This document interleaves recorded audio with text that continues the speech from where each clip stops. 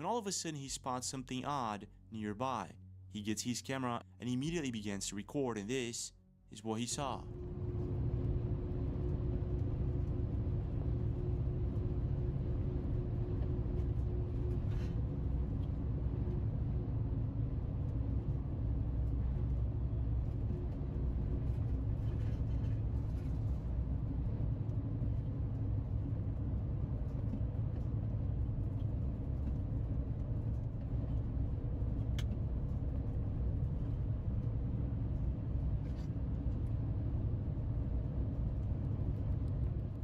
What appears to be a massive unknown object can be seen hovering nearby, and after posting the video to YouTube, it left internet users baffled but a bit divided.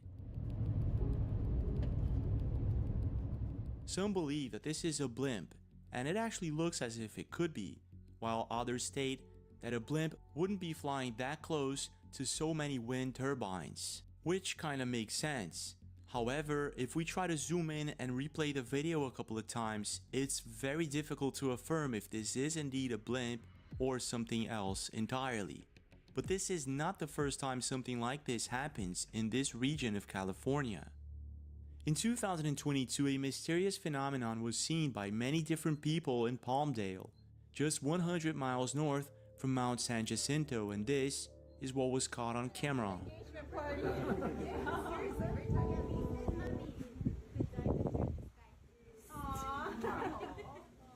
Yo, what? Dude. Okay, guys, I want a picture with all our kids. No, the meteor shower is a Meteor shower, it's not a meteor. In this particular video, a family was celebrating a birthday party when all of a sudden they spot dozens, if not hundreds, of luminous objects nearby.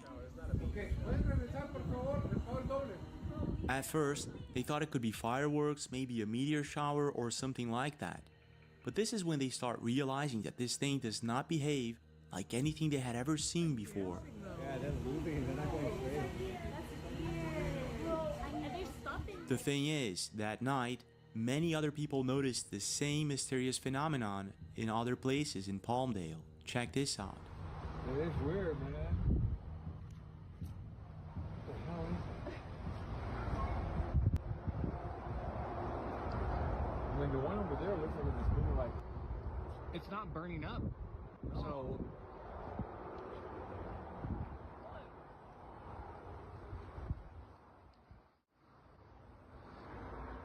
That's so trippy. Yes, it is. Oh my god, where's Daddy? I don't know. Oh my god, I got goosebumps. Papa! Come here, hurry!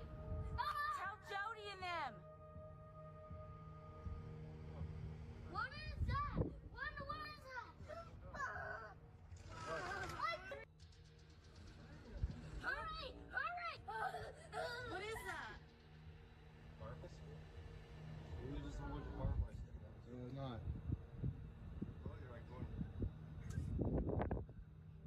Are they lanterns? No. It's something that... Whatever these things are, it seems that most people agree that these are not lanterns, balloons, nor anything like that. So, what are they? I know what they are! I know what they are! They're gone. They're still there. They're farther away. Now, what makes this all very interesting is that just recently something very similar was seen in Wichita, but this time during the day. Check this out. Does anyone have any idea what's flying over Wichita right now? I just was on a walk and I saw these out to the west, and I thought they were birds or balloons at first, but they were moving in a perfectly straight line with no flapping or anything like that, so not a clue what they could be. They're flying very smoothly though.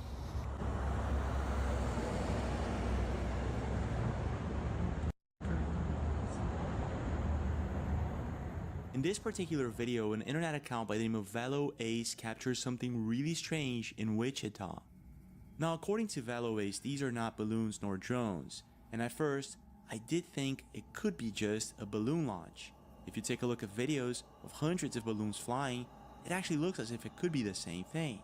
But then I noticed something strange. If we compare the object's speed with the building that's static on the ground, It seems as if the objects are moving too fast to be balloons. Not only that, they appear to be flying in formation and not erratically like balloons would. And they don't seem to be drones to me, but I could be wrong. So if these things are not drones nor balloons, what are they? Strange, isn't it? But here's where things take an even stranger turn. A couple of weeks after, a landscaper known as Ivan Green was working somewhere in Guadalajara, Mexico, when all of a sudden him and his team noticed something very odd, something that wasn't supposed to be there. This is what they saw.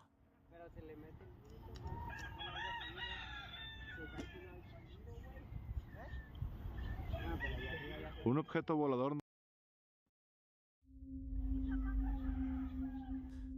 Did you see that? What appears to be a mysterious round object can be seen spinning silently in the sky. After being posted to the internet, it amassed thousands of views and hundreds of comments, and most people were completely baffled by it.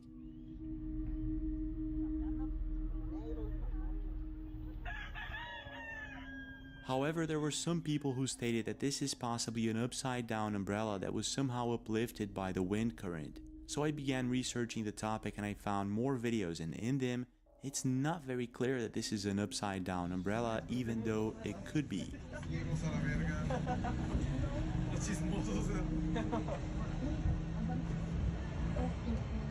Now if all of this weren't strange enough, it gets even stranger. After replaying a couple of these videos in slow-mo, I found out that in the very beginning of Ivan Green's video, we can see two small objects crossing the sky at very high speed.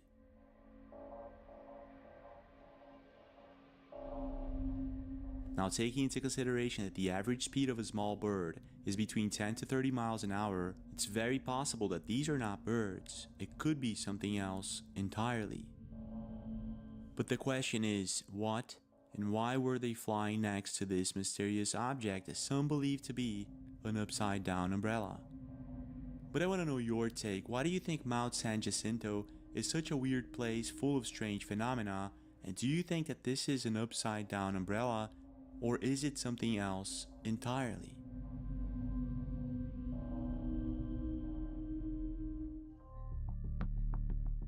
Now, I don't know about you, but I'm a really big fan of hiking in the woods. For those who want to escape a little bit from this technological and urban life, it's a perfect outdoor activity. Just so you have an idea, around 120 million people go hiking every year. There are many places all over the world for one to go hiking or camping to see the stars or spend a really good time with friends or family. And even though hiking or trekking are statistically safer than spending a night in the city, it sometimes doesn't go as planned, and things can get a bit creepy. And this is exactly what happened with a couple who decided to go camping and then hiking deep in the woods. This is what they caught on camera. Oh my god, look at that dog. Dude, so many good memories.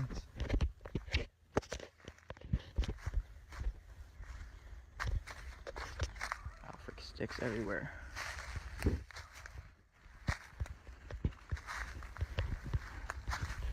Oh, look at this little hobby hole. Oh my god.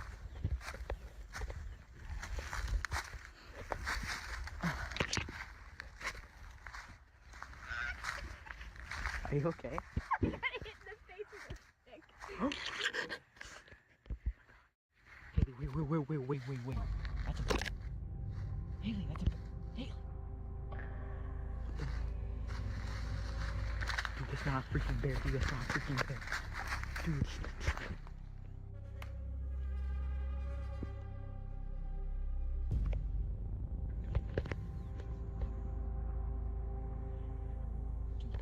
At first, the couple thinks that what they're seeing is a bear. But if we zoom in and slow-mo the video, we can clearly see that whatever it is that they're looking at looks like a Sasquatch. At the time, they did what anyone would do. They tried to capture it on camera as much as they could. But when they finally realize that they're too close to it and that this thing is standing up on its own two legs, they get the heck out of there as fast as possible. Unfortunately, there's not much information about this video, but most internet users agree that this is possibly a legit Sasquatch sighting. But when it comes to creepy and unexplained encounters in the woods, it doesn't stop there. A YouTube channel by the name of Creepy Outdoors 4451 is used to recording videos of his hiking and camping trips, and in one particular video something really strange happens.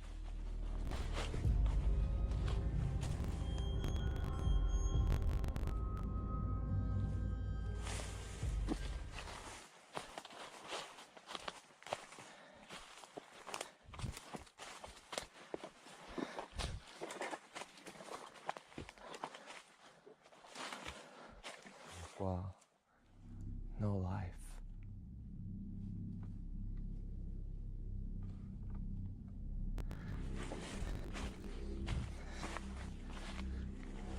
Let's see how this place looks like without any lights.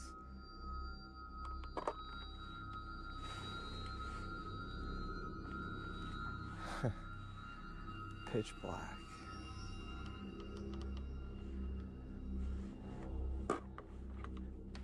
I should get back to camp soon. At this point, YouTuber Creepy Outdoors had been walking for quite a while deep into the dark woods. And while testing out his new flashlight, he realizes that he was a bit lost.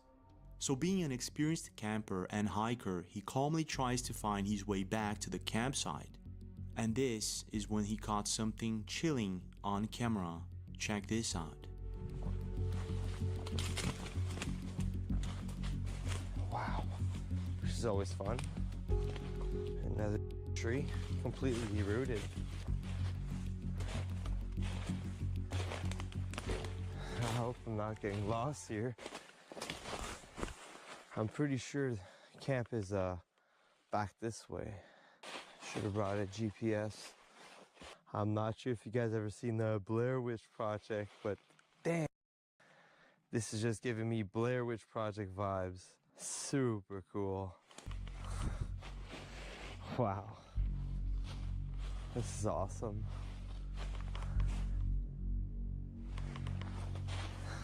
Well, at least it'll be a lot easier to walk through here.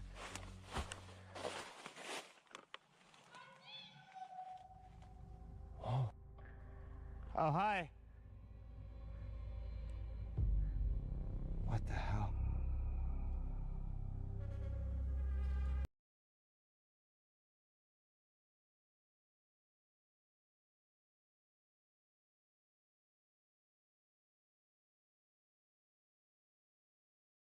I need to get out of here. Oh boy. Whew. Okay. By now, even an experienced camper or hiker would be completely creeped out, and this is exactly what happened with Creepy Outdoors 4451. Needless to say, he got the heck out of there as fast as possible and successfully returned to his campsite. But if I were him, I would have not camped there at all that night.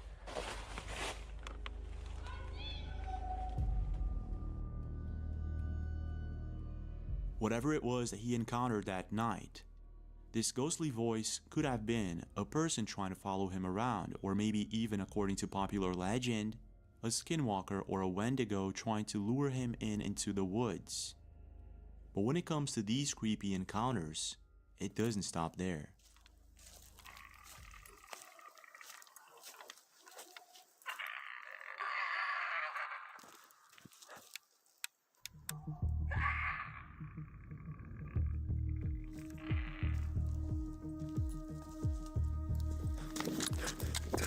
This next picture was taken by Barb Stanbrook Schmidt while hiking in Vancouver Island in October last year.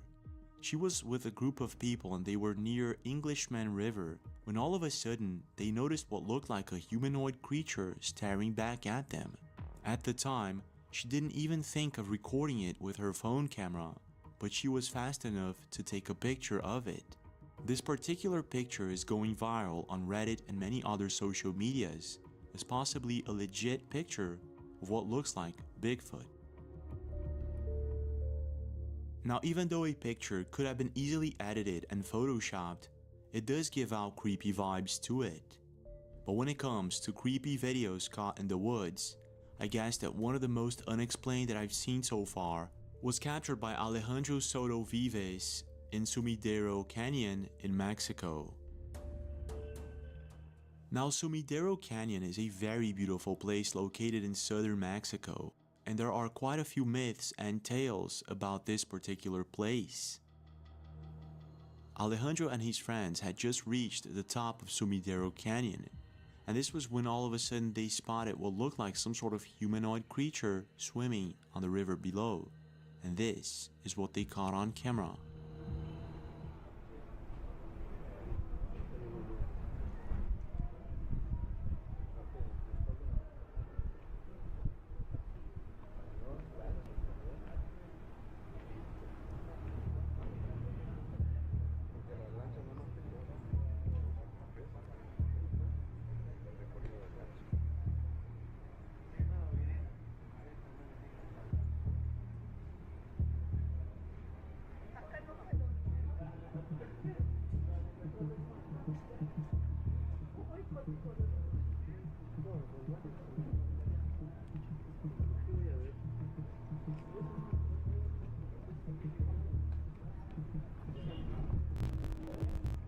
Did you see that?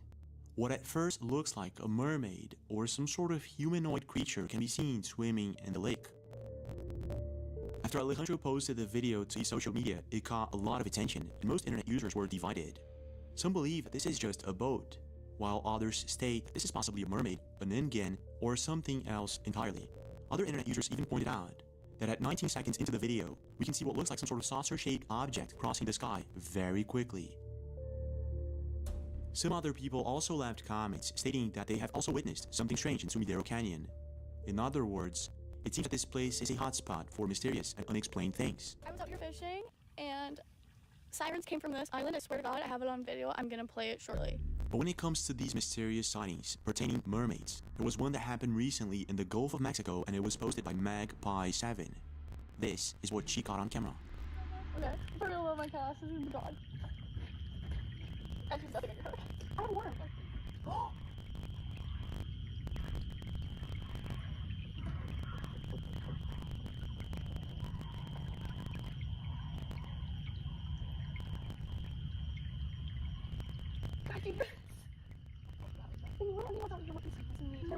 Did you hear that? What sounds like loud screeching sounds can be clearly heard in Mag's video, and at the time, Mag and her friend were completely creeped out about it. After posting the video, there were thousands of comments of people who believe that this could be a jinn.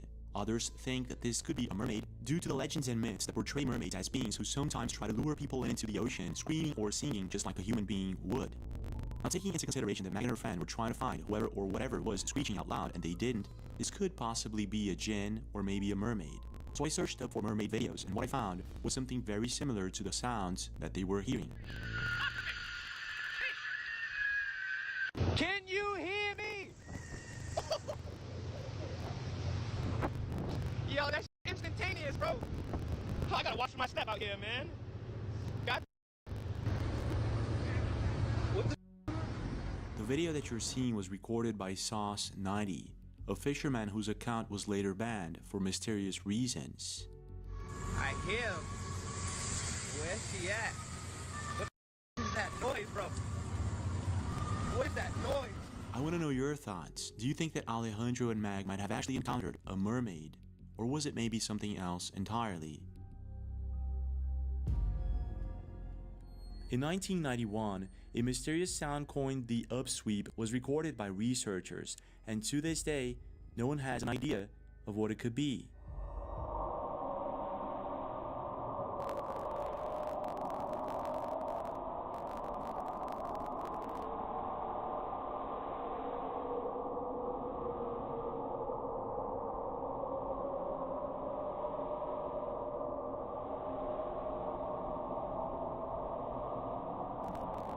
The sound was recorded somewhere in the Pacific Ocean, and to this day, no one has any idea of its origin.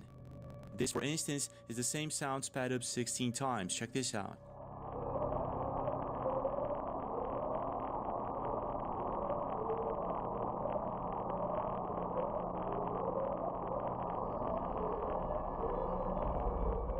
There was also one recorded in 1997 coined the bloop.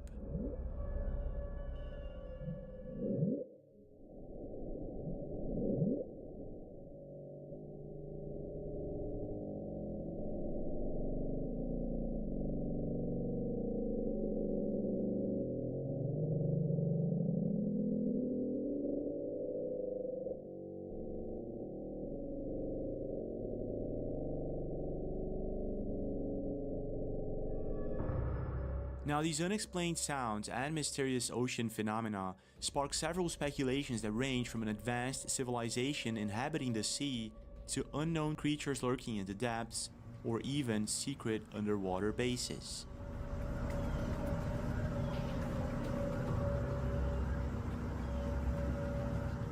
But I want to know your take. Do you think that Pasalo 65's video and the mysterious discovery of these underwater pyramids in Cuba could help prove the existence of an ancient civilization that once existed in the Gulf of Mexico? And could this somehow be connected to the myth of Atlantis? Let me know your thoughts in the comments below. Now, taking into consideration that privacy is a really big concern in today's world, I guess that one of the most common fears when renting an Airbnb is actually being watched by a hidden camera, or even worse. No idea if this was a live camera. We had no idea if someone was actually watching us. And I guess this is exactly what happened with an internet account by the name of the Brandon Robert. He was staying at an Airbnb with his girlfriend, and it was late at night, and they were changing channels on the television when all of a sudden this happens. We're staying at an Airbnb, and we're flipping through the channels. What is that? Is that ours? It hasn't moved. We're too scared to get up. Is it our toilet? I'm gonna throw up. She's walking into the bathroom now, and we're gonna see if she comes up. At this point, they do what anyone would do. They head over to the bathroom to test if this was indeed a hidden camera in their bathroom, and this is what happens. Are you in there? Stop, you see me? Babe. You're joking with me, right? I think it's coming from there. There's like vents. It has to be that because it's right above. Alright, well. Unable to open the vent, Brandon and his girlfriend get the heck out of there as fast as possible. Creepy, isn't it? But Brandon's case isn't the only one. You're at our Airbnb. Tell me that is not a camera. Hi, we think our Airbnb has hidden cameras, and I feel like I'm being watched, and I just do not feel safe in my Airbnb. TikTok user Kaylin Bossy had rented an Airbnb with a couple of friends of hers, and everything was going as it should, up until the moment they spot what they believe to be a hidden camera.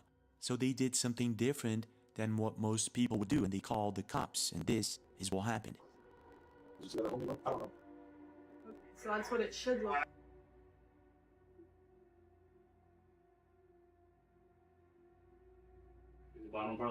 We are not going to contact the host. We are contacting Airbnb to see if they can send somebody out, because if the host did plant this, we don't want them to mess with anything or like hide the fact that they did put a camera in there. After checking every corner, the cops come to the conclusion that the house may be indeed bugged with some sort of hidden camera, something advanced that they had never seen before. We still don't know if it is a camera or not, but we are talking to multiple electricians, and a lot of people are saying like it really could, like there's a very good possibility it is. But again, we have not had anybody come look at it yet because we have not been in our room because we are scared to be there.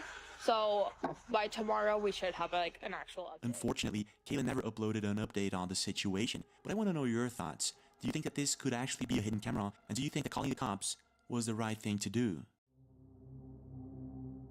On January 2024, Luisa Dominguez and her family decided to travel to Pigeon Forge in Tennessee. Now, Pigeon Forge is a very small town with a population of about 6,000 people, so it's a very small town. But it's also a very beautiful town surrounded by rivers, mountains, and lots of trees.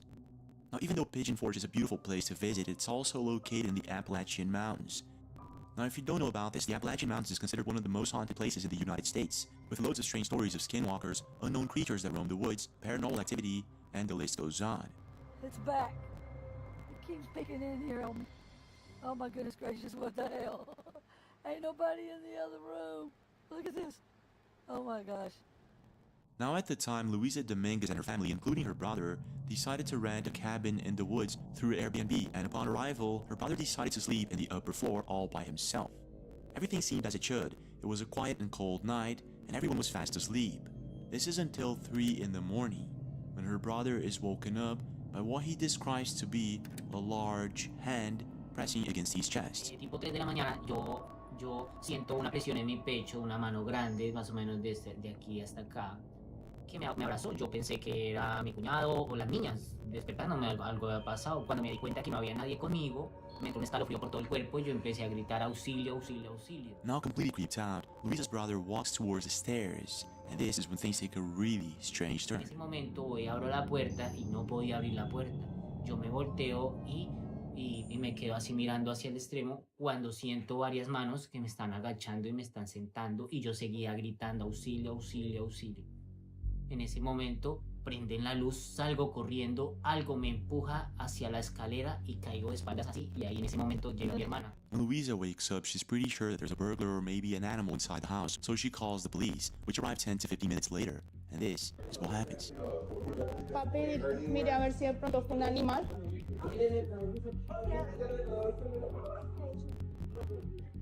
At this particular moment, the police is trying to understand how is it that he fell down. Was it an animal, maybe a burglar, or anything like that? So they're asking some questions. However, Luisa's brother states that he felt as if there was a hand picking him up and throwing him down the stairs, even though there was no one there. At the time, he was taken to the hospital just to run some checks and for some minor stitches. But he was back home in a couple of hours and everything was just fine. Me hicieron varios exámenes, gracias a Dios no pasó nada grave y me dieron de alta el otro día. Now, Luisa and his brother were surprised that police actually took them seriously and were very much interested in what had happened. Contamos la actividad paranormal que había sucedido en el momento. Creíamos que nos iban a tildar como locos, pero tomaron una reacción totalmente preocupante y normal, o sea, como si les interesara. Normally, they could think that he's crazy or just spilling out nonsense, but it wasn't the case. And I guess this is mostly because the Appalachian Mountains is indeed considered a very haunted place and full of bizarre and strange reports of Bigfoot sightings. Do you see that? Do you see that?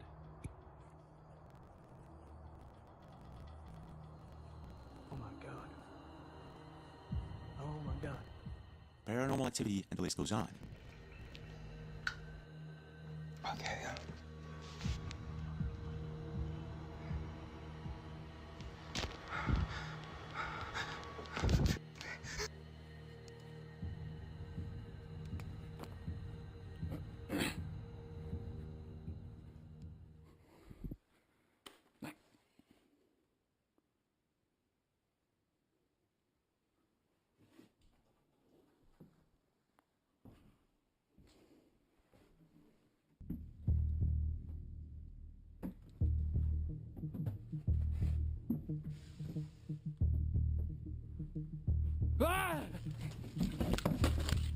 Whatever it is that happens in the Appalachian Mountains to this day remains a complete mystery. Is it maybe because it's one of the oldest places on Earth, being a mountain range that was formed around 230 million years ago, or is it something else entirely?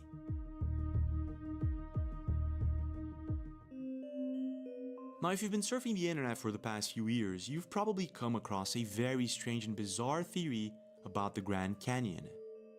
A theory that suggests the existence of an alien-like race of giants that hide deep within the canyon's caves.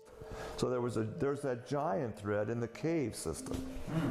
And according to the Hopis that I know, they still exist there. And also the possibility of ancient pyramids that are concealed within the canyon's more restricted zones. These ruins here, I mean, this thing's at least 800 years old. So you got the end of this wall, and then there's another doorway here. Now, at first, this might all sound far-fetched. But the fact is, just recently, a couple of people were searching for a good spot to watch the eclipse from the Grand Canyon. And while doing so through Google Earth, they came across this very strange structure. A structure that made no sense at all. So they did what anyone would do, and they drove over there to make sure that what they were seeing was real. There's several humanoid drawings. One right here. One right here. And what they came across might actually change everything we thought we knew about the Grand Canyon.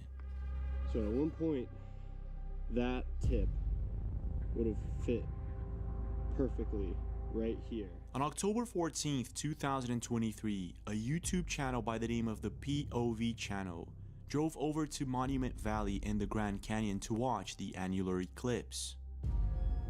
Upon arriving Monument Valley region, he set up camp, and the first thing he did was fly his drone around to check these strange rock formations that he had seen on Google Earth. What he saw on his drone video left him completely baffled. Here's the blocks I was looking at on Google Earth.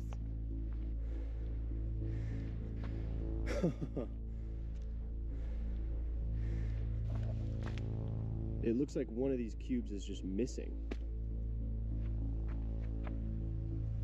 There's no denying that that is 4 perfect 90-degree angles. And it kind of makes you wonder, where did the middle block go? Hundreds, if not thousands of perfectly square-shaped rocks could be seen from his drone. Whatever happened here, it definitely does not look like something you will find in nature. It actually looks as if these cuts are either man-made or artificial in some way. During the couple of days that the POV channel spent there recording these megalithic stone rocks, he made sure to measure and weight them just out of curiosity, and this is what happened. We're gonna measure this bad boy. And where that fork ends the bottom.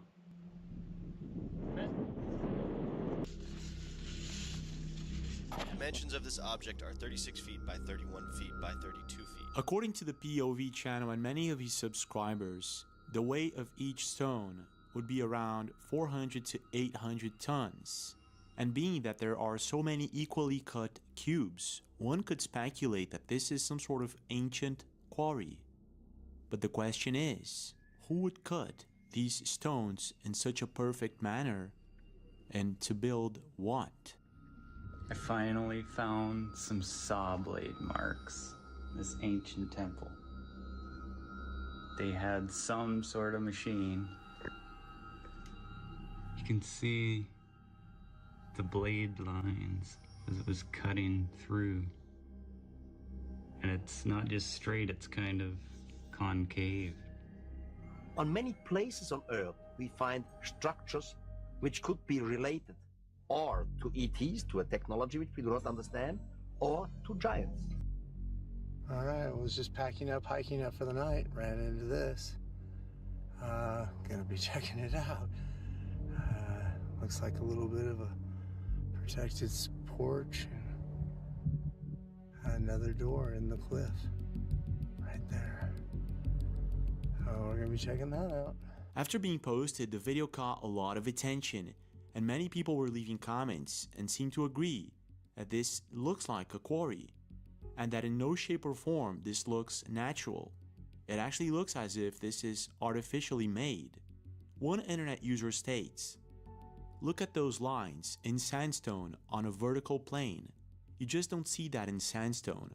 On a horizontal plane, sure, but vertical? Furthermore, they continue well into the bedrock behind them. That just doesn't look natural lines to me." So if this is some sort of quarry, and if these are perfectly laser cut stones, who did this and why?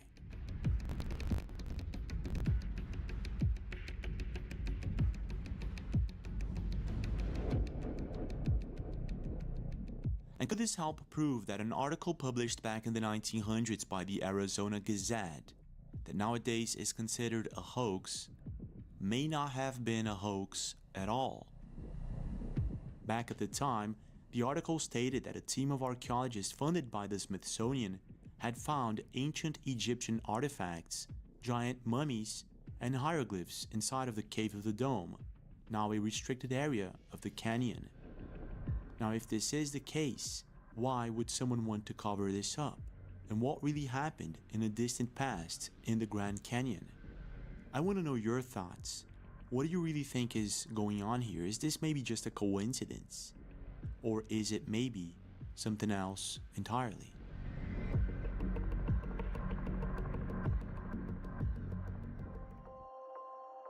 In the early 20th century, one of the most notable attempts to scientifically investigate the existence of ghosts was conducted by Harry Price, a British researcher. Price's most famous investigation took place in Essex, England. At the time, he used several different techniques to document and try to prove the existence of ghosts. However, critics argued that some of the phenomena could be attributed to natural causes or were outright hoaxes, while supporters saw his work as pioneering in the field of paranormal research. And guys, got some new fish. Pretty big tank as well. There's 22 black ones, 2 gold ones. I called them Goldie number 2, a black one, and if you guys have any suggestions for names that...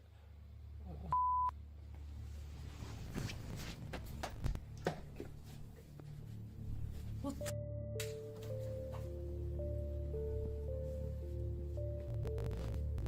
After Harry Price, there were several different paranormal investigators trying to prove the existence of ghosts. And even though different and more technological techniques were always used, it's been always difficult to document and prove the existence of a spiritual realm.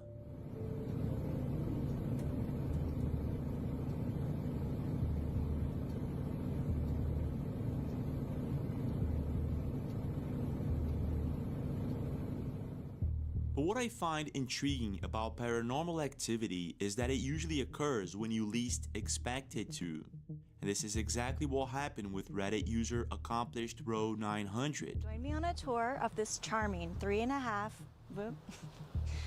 Reddit user Accomplished Row 900 works as a realtor, and it was while recording a specific house to show to her buyers that she started noticing strange things going on.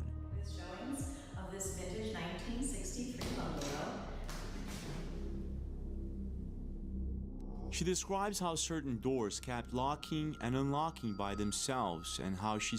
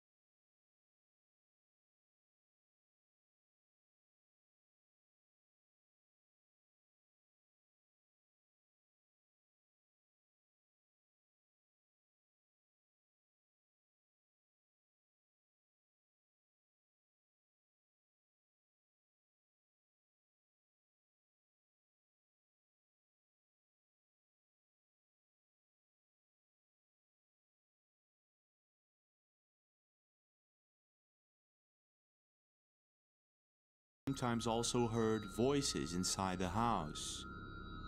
And it was on one certain evening while recording a video tour for one of her buyers that something chilling happened. This is what she caught on camera. Wow, it's 10 p.m. and my day was fully booked with bungalow.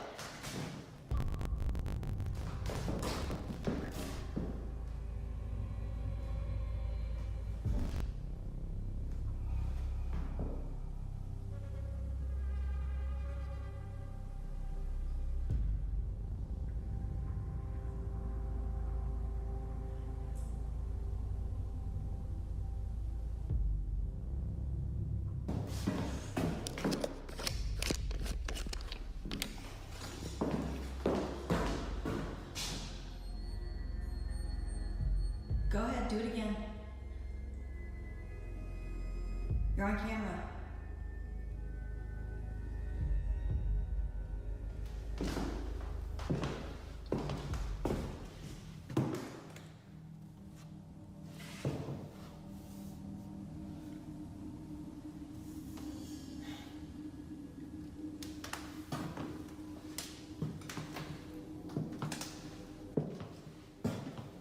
Open this door.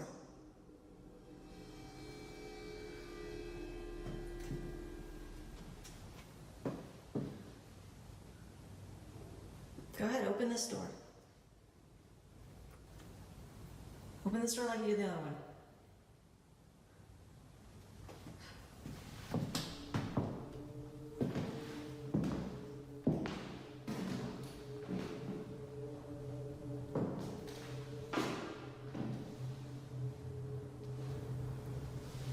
Come on, just move the glass or something. Not exactly sure if the events that are taking place are just a coincidence or maybe the presence of an evil spirit, Accomplished Bro 900 now tries to talk to the entity in the house. However, most paranormal investigators state that this is not an intelligent thing to do, and I guess that Accomplished Bro 900 is just about to find out. This is what happens next. Come on, just move the glass or something.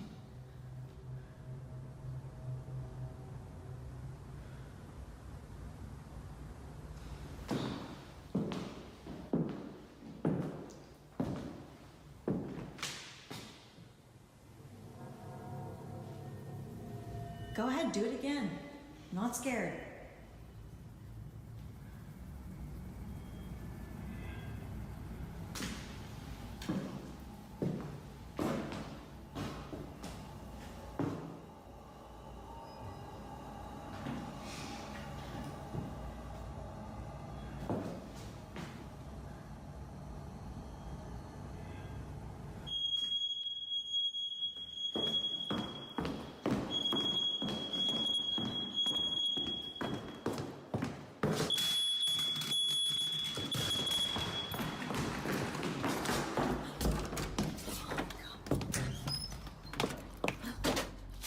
Now completely scared, she gets the heck out of there as fast as possible, and I can completely understand why.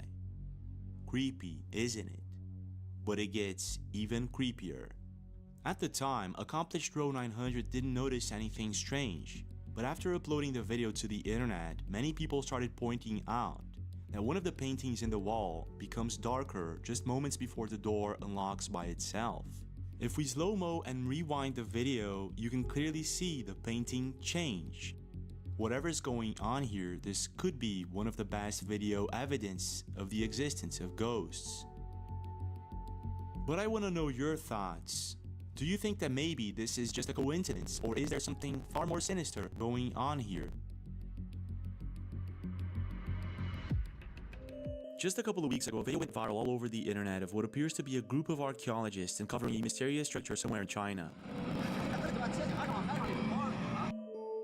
It appears as if they were building a road and came across this mysterious structure.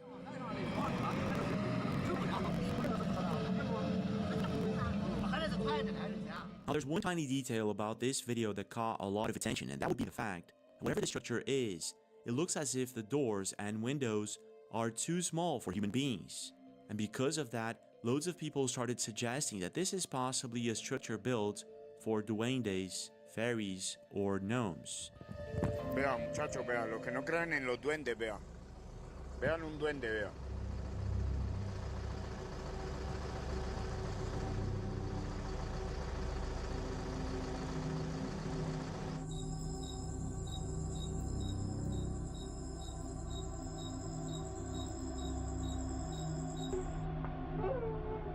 Que te ayude.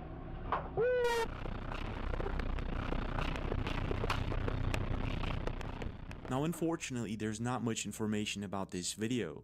Some people believe it to be the roof of a structure, while others think that this is something else entirely, and that there's another side of the story to our ancient past that's been totally covered up. As you may already know, our past is filled with stories and myths of giants, gnomes, fairies, and tiny humanoid creatures that may have inhabited Earth at some point in the past. The little people that live under the earth and take care of the earth, make sure that the rivers flow and the grass to grow and the trees. They say if you ever find a spring, just get your water and go. You're not supposed to hang around there. It's not for you to hang around. So you just go, because those little people, they protect those spots. They're not for people to overuse. So they come back around if you stay there too long. Pretty amazing, because some of the tribes have similar stories and similar beliefs, and that's what I've heard, that's what I've seen and experienced myself. So now, even though certain cultures and tribes take these stories very seriously, in our modern world, these stories are just myths. But if you start researching about the topic of giants or small humanoid beings, we'll come across several ancient structures that may actually prove that something else happened in the past. And I guess that one of the most mysterious places when it comes to these ancient constructions is Peru. Esta arquitectura no se ve en ninguna parte de Perú y según científicos del mundo.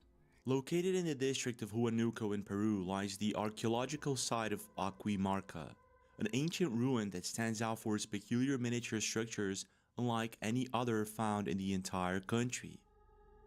Believed to have been built by the Chupachu civilization during the pre-Inca era, these small stone constructions have sparked legends of duendes, or in other words, very small humanoid beings that may have inhabited the region. Now, even though in today's world the legend of duendes is often dismissed as a myth, there are certain things about this ancient structure that makes us wonder whether there might be more to our distant past than we've been led to believe. Contexto arqueológico conocido o similar como este. Mira la calle, ¿no? Mira, dos aguas. Esto no hay. Se dice que se crea en Europa. 3000 años antes cualquier civilización. Y también los salares, o sea, esto. Los voladizos, ¿no? Están bien. Y las rocas son perfectas, son hermosas, ¿no? Miren, si tú mides, lajas. Mejor que lajas. Con esto, tal cual. Todo es exacto. The more we look into this ancient structure built somewhere around 5,000 to 10,000 years ago, the more it becomes clear that whomever or whatever built this, it made sure that all the windows, doors, and passageways were perfectly aligned and measured the same distance.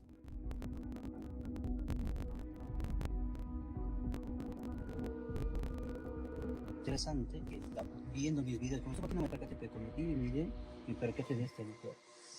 Mira, esto no es que se salió una piedra, este agujero pero no por acá, o sea por acá. Por la parte alta. Ductos pequeños dentro de las fachadas. Ductos pequeños dentro de las fachadas, aparte de los ductos grandes. O sea, este lugar, y de la T, también te quiero mencionar algo. Sí. ¿Conoce la T?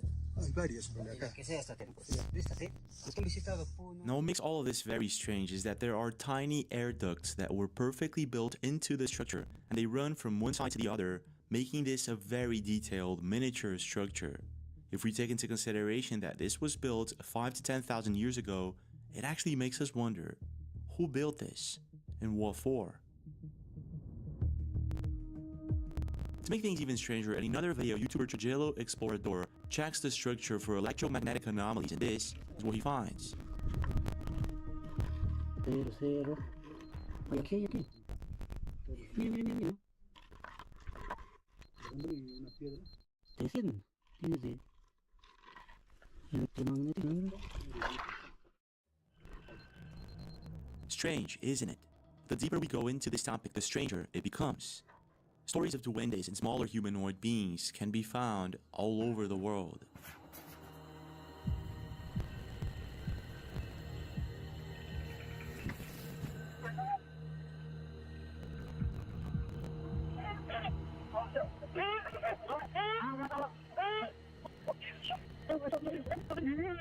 And alongside with these stories, we'll usually find structures that suggest that something happened in the distant past, something that we have little to no knowledge about.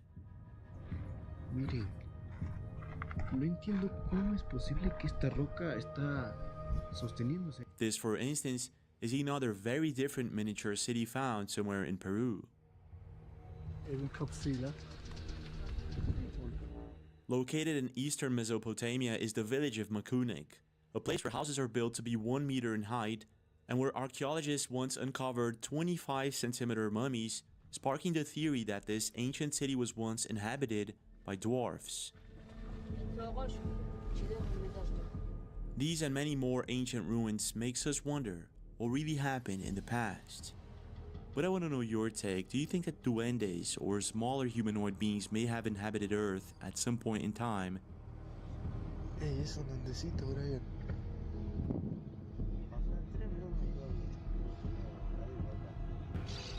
Mirá, Tito, no. Vení para acá.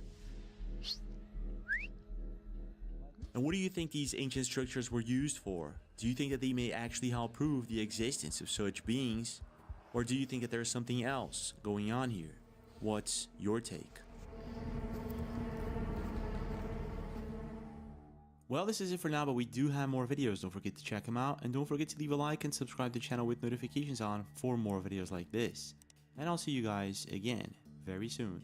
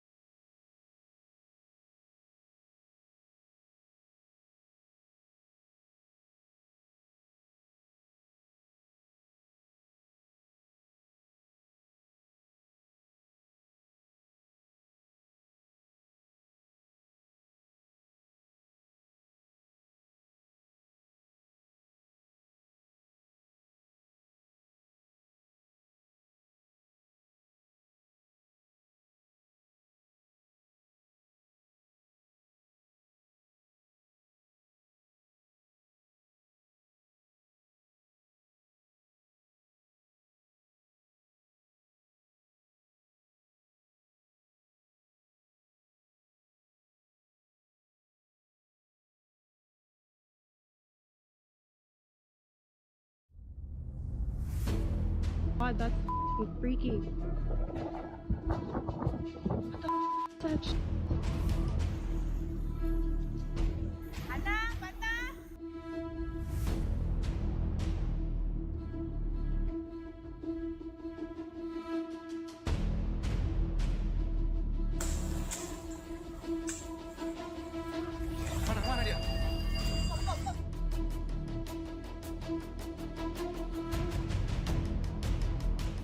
Hi, I'm James LaFleur, and you're watching the Impossible Channel. Welcome aboard. Today we're going to be watching some of the most mind-blowing, unbelievable, and unexplainable videos of 2021. I hope you're ready, because this is going to be a wild one. Don't forget to leave a like, subscribe to the channel with notifications on for more videos like this. We now have a Discord channel and a new channel. Links are under the description. Are you guys ready? Let's go.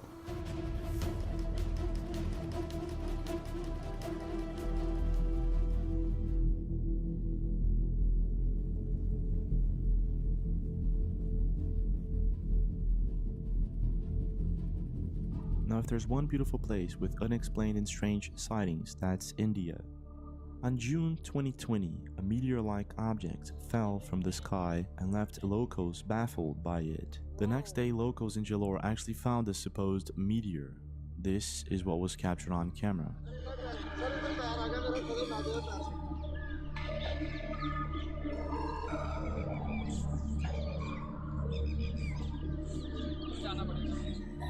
And they were trying to dig the object out. However, it seems like it's still too hot.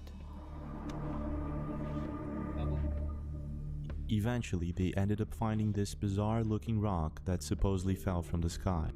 Exactly 1 year later, a very strange sighting was reported in Gujarat and many other cities in western India. This is what happened.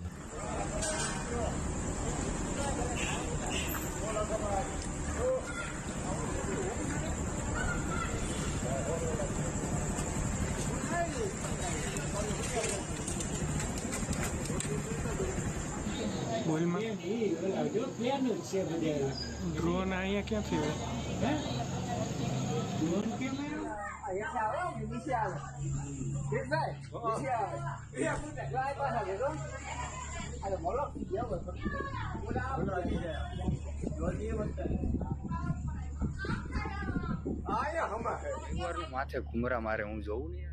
Locals were baffled by multiple fiery balls that started appearing in the sky out of nowhere. This happened in different cities in Gujarat. Experts believe that this could be some sort of satellite. However, if you compare, it doesn't look like Starlink or anything like that. In your opinion, why are so many of these strange sightings happening lately? Like for instance this one in Jackson, Mississippi, captured by T. Wingfields.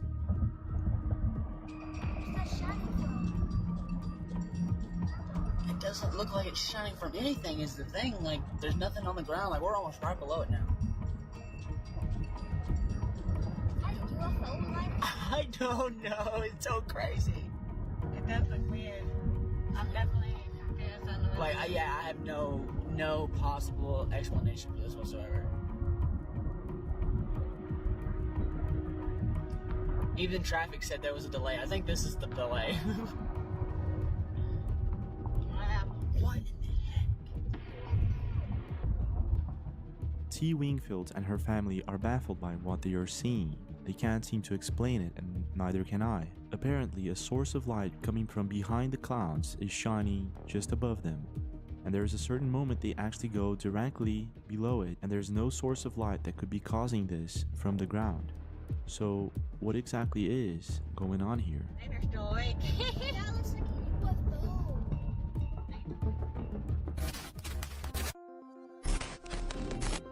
Now, if there's one thing that I really enjoy doing, and I guess a lot of people do too, is going into the woods, camping, hiking, and trailing.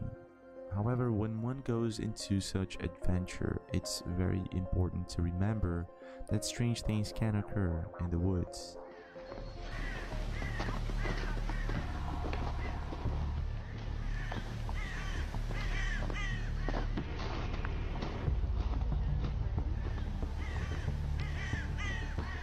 For instance, a couple of years ago, friends and family captured what appears to be a Bigfoot or an unidentified creature lurking just next to them in the woods. However, it was a bit different with James Taveria's ranking. James' ranking says he was deep in the woods, in a forest in Long Island, when he spotted something out of a horror movie. This is what happened. Okay, we're deep in the woods. Sort of, we're like on the border, because like there's a side of the woods where there's people's houses. But I came to a trail that led to a trail that led to a trail up the hill, and I came down this, and as you can see, probably can see, it's locked. There's trees knocked over, blocking it, and cut down so that it's hard to get down the hill. But I saw what looked like a fire pit, and since I've already found one back the way I came, and it was just made by neighborhood kids, and when I was there I met one of the kids that rides a dirt bike in here, and he was probably like in his 20s. I don't know if he was like a kid, but the point is I thought this might be something similar. So I come down the hill, and remember, we're still in the woods, we're still in the woods, right? Do you see the trees? The white shit. Okay. I was like, okay, these are probably no trespassing signs, or maybe it's something for the wildlife or something. And look, we're bordered on all sides by hills. Anyone with any sense of strategy or tactics, let's being in the center of a bunch of hills is tactically disadvantageous because people can hide on the tops and throw things or shoot at you. Anyway, I'll cut right to the chase because I might look what these are.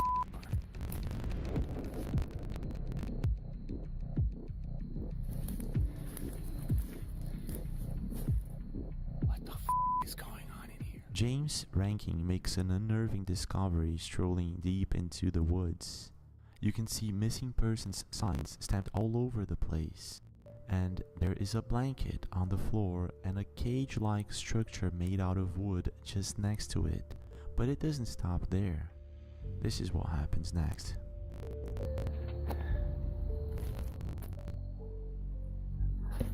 Let me just, look at that. These are just the ones that I've gone and close up, that I did close-ups of so far. Look at this, look at this.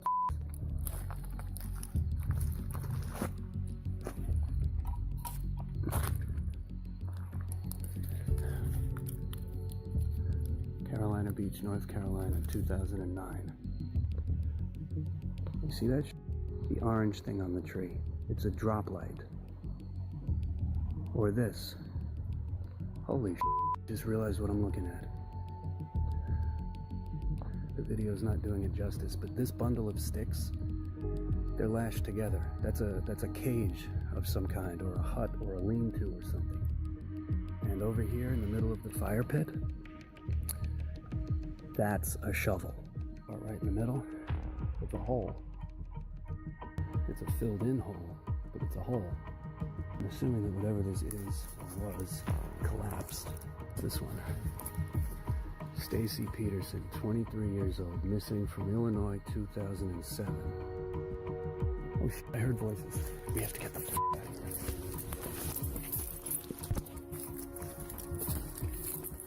Whatever is this place that James Rankin stumbled upon, it just doesn't feel right. So Rankin does what anyone would do, and he calls the police. He even posted on Facebook this video and a description of what he thought was going on here. Now this is when things get even weirder. The police went over there and they talked to the owner of the private property just next to it, and they said that this was set up for a Halloween party on October 2016. The thing is that James Rankin visited this place after Halloween and it just remained the same. Not only that, if you observe the missing persons signs that have been stamped on the trees, they don't look like they have been put there for Halloween. They look like they've been there for quite a while. So whoever set up this place, it clearly wasn't for Halloween. But the thing is, what is this place and what really happened here? After a couple of years, James Rankin posted another update on his Facebook page, and well, no new discoveries or information about it were made. What James Rankin did tell his subscribers and followers was that the owner of that private property now has no trespassing signs put up. In your opinion, what is really going on here? When it comes to famous people, for some reason there are loads of mysterious and unexplained things. You probably remember Michael Jackson and the supposed apparition of his ghost in his house just days after he died. Now if that was really his ghost or not, I'm not too sure. But if you research actors, musicians, strange things sometimes happen to them. All of a sudden one of them starts acting strange.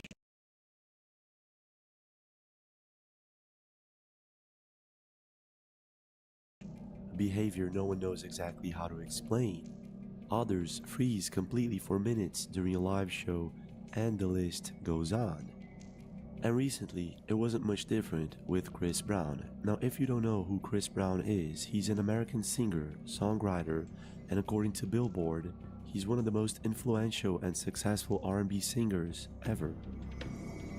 But Chris Brown isn't just a singer. It seems that everything he does it very well, and including playing basketball.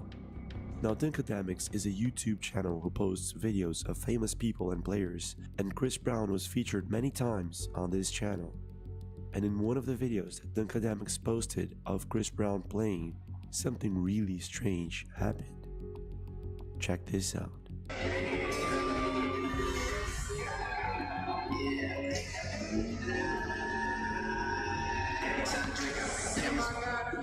Did you see it?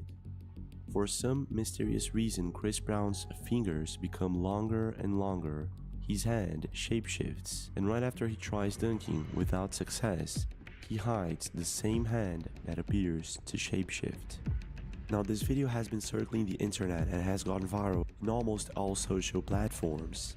And theories ranging from a shapeshifter to a robot and even a glitch in the Matrix as if we're living in some sort of simulation are some of the ideas that internet users have come up with. Now what makes this even creepier and creepier is that famous people have come out with stories about shapeshifters in the celebrity world. Billy Corgan is one of them. Let's just say I was with somebody once and I saw a transformation that I can't explain. The person transformed into something other than human. Yes, I saw it. It's a strange thing. The second time you saw a shapeshifter, where were you? It happened with the same person twice. What do you think is going on here?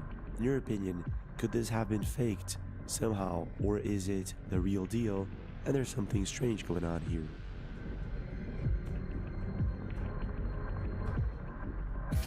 If there's one beautiful place that I would like to visit someday, that's Marajah Isle. It's full of beaches, ocean, rivers, many things to do. However, there is one mystery that to this day has never been uncovered. In 2019, a massive whale was found on a hill deep in the woods in Marajah Isle. Local chamado Morro do Padre, onde aqui nós encontramos uma baleia imensa. At the time, locals and biologists had absolutely no explanation for such an event. The whale was found at a mangrove region uphill, just next to one of the beaches. Acredito que ela já deve estar bastantes dias por aqui. Ai, meu Deus. Gente. Now, I've covered this story in previous videos. However, recently, biologists came up with the information that at the time, they were having massive high tides, which could explain how exactly this all happened. But if you take a look, it still doesn't explain how the whale traveled a few meters uphill into a mangrove. It would be necessary for some massive flooding to have happened, and it didn't, not at the time. In your opinion, what really happened here? And why does this whale look intact, as if it just came out of the ocean? Pessoal, essa é a baleia que encalhou aqui em Soura, na praia do Araruna. Mas eu imaginei que ela estivesse na praia mesmo. No entanto, ela tá aqui pra dentro. A maré grande conseguiu trazê-la, arrastá-la aqui pra bem dentro do mato. Now, I don't know about you, but nowadays, many people install Ring cameras, security cameras in their homes and offices for peace of mind. For instance, if you go traveling or if you go out of town for a while, it's good to have access to what's going on around it, even if you live in a safe area. Atalia Nessavilla lives in Maranhão, Brazil, and she has a bar where she installed CCTV cameras for security reasons. One late night, her and her friends were closing the bar down when she noticed a motorcycle approaching. Check this video out. In the video, you can see two transparent humanoid figures crossing the road. They actually notice it and start to panic. Atalia then shows us the same moment from a different perspective and a different camera. We can see a motorbike, and the moment it stops, something spawns from it. Apparently a bicycle or another motorbike with two people on it. What's even creepier about this video is that they noticed something that they couldn't understand and they panicked. I've watched the CCTV video over and over and I can't seem to figure out exactly where this bicycle is coming from. It apparently appears out of nowhere the moment the motorbike stops. And what makes it all even more unexplained is the fact that we have, from another angle, two transparent dark humanoid figures crossing the road, which could mean that Atalia captured some sort of evidence of the paranormal, or even maybe what some believe to be a glitch in the Matrix, as if we are living in some sort of simulation. Now, I'm not too sure exactly what's going on here. You tell me what you think. Now, what's curious is that hundreds of years ago, sightings of strange creatures and mysterious lights in the sky happened. We would rely on paintings and people telling their stories. Nowadays, because of technology, we rely on photographs, videos, and now we have drones. Just so you have an idea, in 2021 alone, there were 800,000 drones registered in the United States. That's a lot of drones recording everything around them. In Tennessee, a person was doing a flyover in an unknown location when this was captured on camera.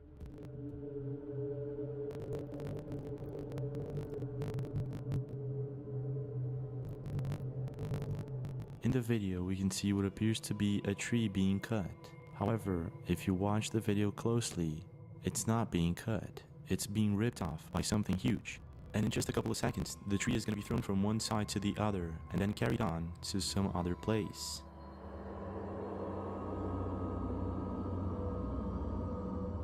If you observe closely, this can't be a group of people or any known machine.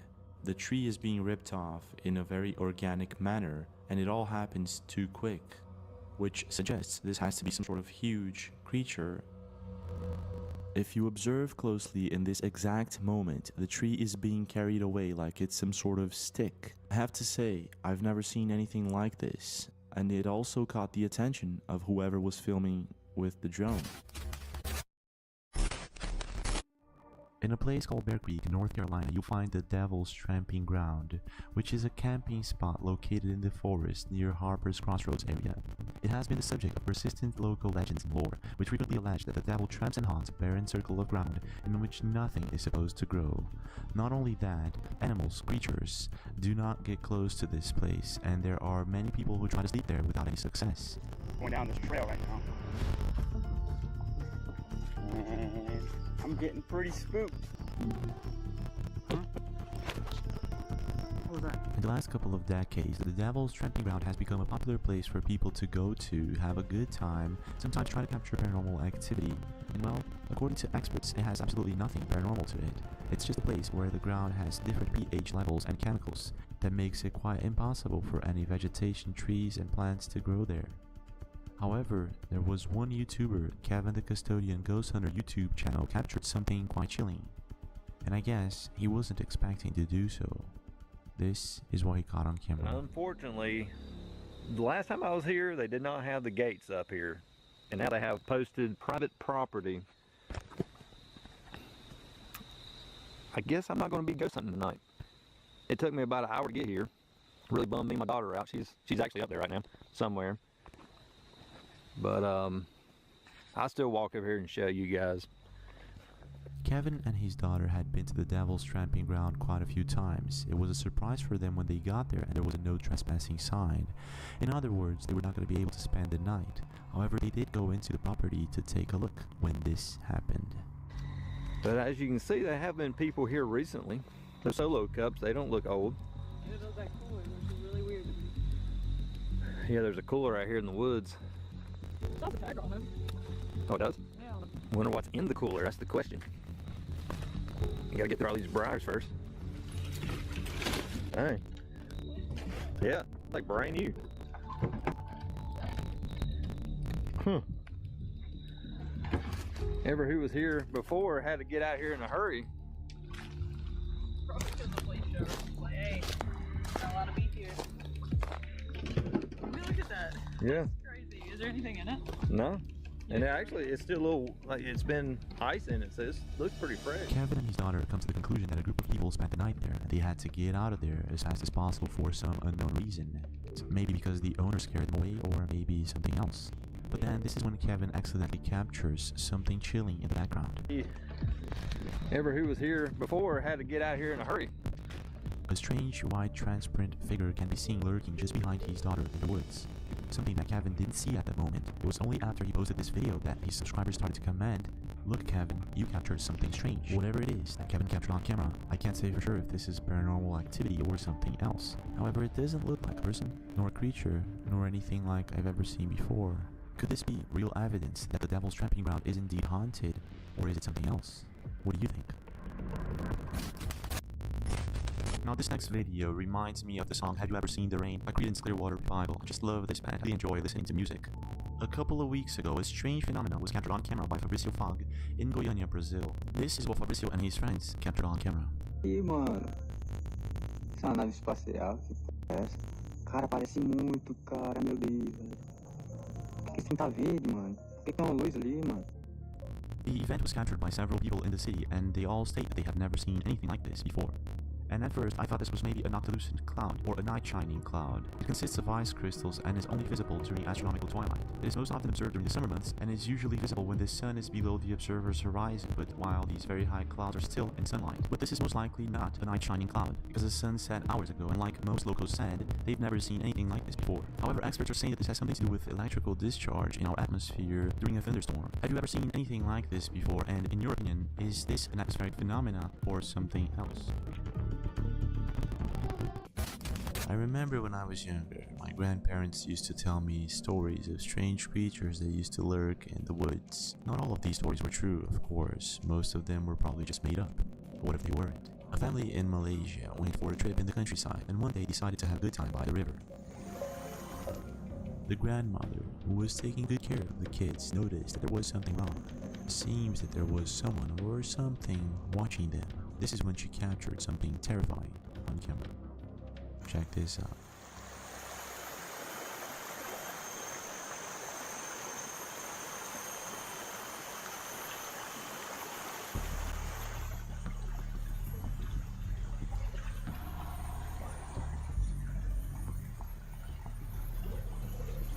Ana, Patah, jom balik, jom.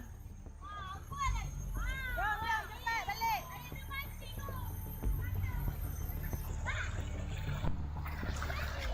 The grandmother notices that there seems to be a humanoid creature or something else watching them quietly. This is when she warns the kids, get out of there, come here, and like any other small children would do, they disobey her. This is when the humanoid creature or whatever it is notices that it's been spotted. It then starts moving towards the children, and this is what happens next.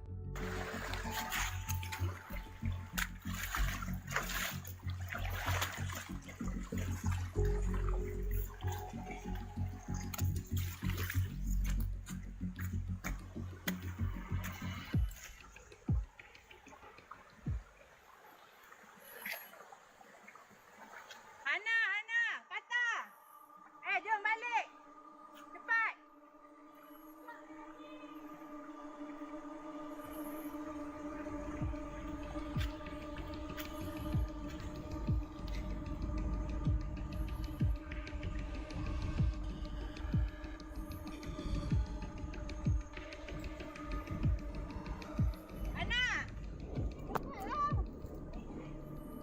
This bizarre and humanoid creature seems to want to cross the river towards the family. This is when the grandma leaves her phone where she's at, gets the kids, and gets out of there as fast as possible. The video ends abruptly without us knowing what happened next. But one thing is for sure, it's very difficult to make out the creature's face or any other feature. The creature appears to have long arms, and it's something that I've never seen before. It doesn't look to me, at least, like a normal human being or any other known creature. What do you think is really going on here?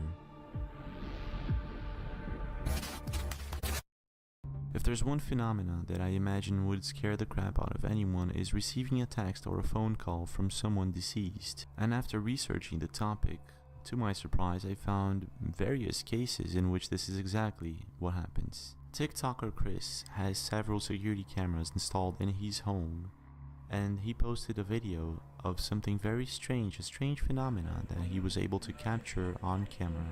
You can add bullets if you want to, Hunter.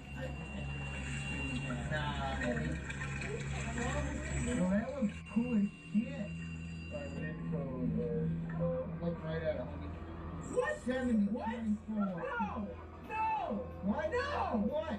That phone was just fucking plugged in! A couple of Chris's friends are at his house when the phone rings. However, there's just one problem. The phone isn't connected to a landline. What? That's what that really was? What the fuck? Did you read it? That was the phone! Yeah! What the f*** you mean? That's not plugged in! So, backstory of how I got the phone. Chris then uploads another video to explain exactly how the phone appeared in his house. It seems that him and a couple of friends of his went to an abandoned school and retrieved the phone from one of the school walls. And after this strange occurrence in Chris's house, in which the phone rang not being connected to any landline, most of his friends that were at his house at the time tried to open up the phone to see if there could possibly be some sort of speaker or maybe a prank inside of the phone. To their surprise, they found none. Literally is not plugged in at all. Please don't ring. Ooh, okay. There's no power going to this phone. We don't have batteries in it because, I don't think these came with phone batteries in 1930. Chris then goes on to explain and show the phone on his TikTok. He also explains that his alarm system does not ring like that. the security alarm. This is the sound it actually makes.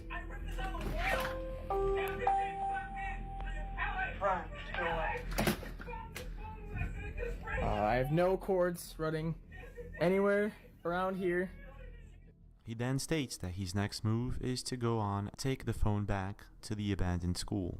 Alright, so we're here at the school we got the phone from. I was trying to do live, but I don't have in here. We have Nathan and the girl who answered the phone in the first place. Hey. It's been 7 days. You should be dead. I hope I am. You're actually probably gonna die tonight. That's fine. Chris and his two friends, including the girl who answered the phone in the first place, did not expect what was about to happen next. Sprinkler shut off. Okay. Dude, what if the phone rings in the backpack? Dude, I would push you down the stairs. I would push you down the stairs and run. By now, both Chris and his friends are a bit nervous, and I can completely understand why. This abandoned school where they're at looks like something out of a horror movie, and I'm very glad that Chris decided to go with a couple of friends and not alone. Like it was like a workshop room. It all seems to be going very smoothly when all of a sudden things take a strange turn. Right there, that's the cord. I ripped it out of the wall. Alright, so Julie, take the phone out of the backpack and put it on the wall. You picked it up so you can touch it. Finally, Julie picks up the phone and puts it back on the wall. This is when they decide to make a joke out of this and ask the phone to ring once again. But this is what happens. Alright, if there's any kind of ghost or whatever attached to this phone, make it ring again. Brought it back. Yeah, we brought it back.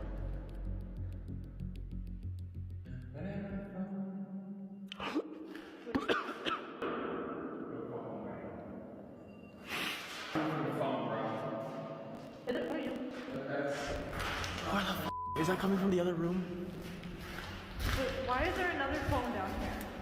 And why is it ringing? There seems to be another phone ringing in a room just next to them. Big guy, shh.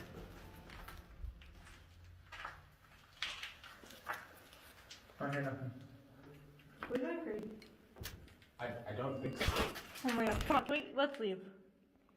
Let's leave. This isn't fucking. Dude, yeah, no. We gotta check that out. No! Nathan. Why not? Dude, no, because this is how you fucking die in movies. No. One of his friends wants to find out what it is, while Chris becomes very much afraid of this entire situation and decides to get the heck out of there as fast as possible. Now, this could be the real deal or it could be a prank. However, after analyzing Chris's TikTok and his friend's reaction and everything else, it seems like this could be the real deal to me. What's your take?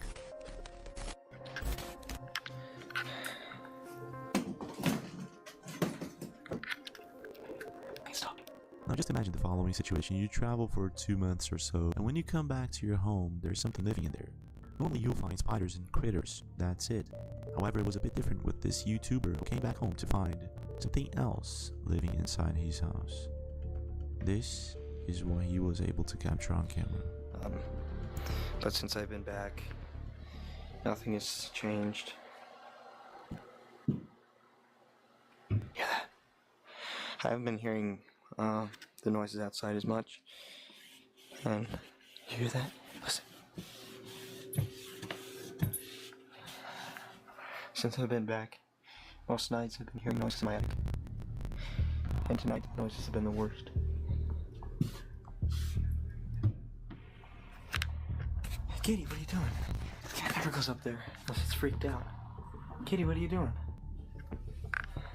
I haven't been in the attic.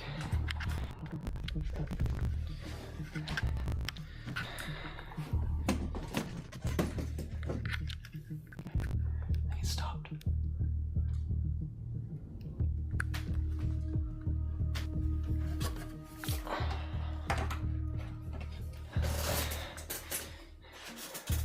I'm thinking since I left, maybe the thing just left also.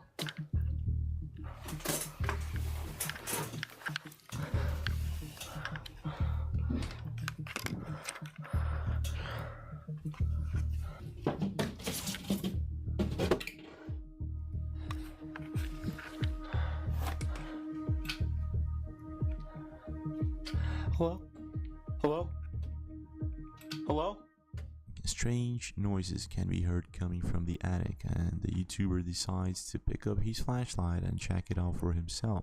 You can even see that his cat seems to be acting quite different, and well, animals do sense strange things when there's one happening nearby. Now this is one case where this person was quite brave because he was all alone and he had absolutely no idea what was making these noises. This is what happened next.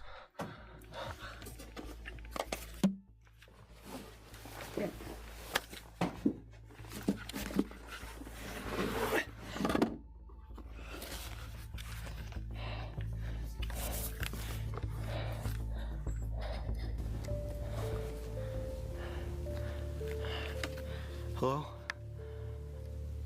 Hello? What the heck is this? What the heck is that? What the heck?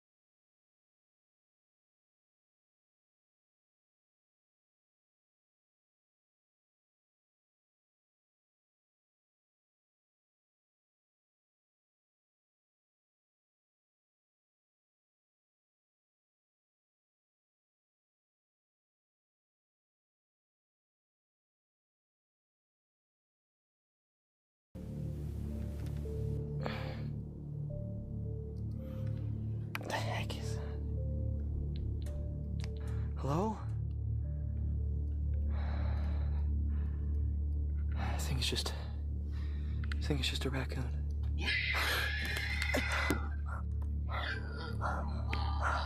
Hunting in the forest night adventures has become some sort of a trend on social media. You'll find dozens of different channels doing these sort of activities, and sometimes it can be entertaining and we can learn something new here and there. The truth is, hunting in the woods can be very dangerous, and you never know what you might actually find in a situation like this. Aji Petualang is a YouTube channel in Indonesia focused on night adventures and hunting in the woods. And in one of his recent videos that went viral, something strange happened in Aji's farm. This is what he captured on camera. Ini karena dia dekat sungai nih, sungai di bawah situ.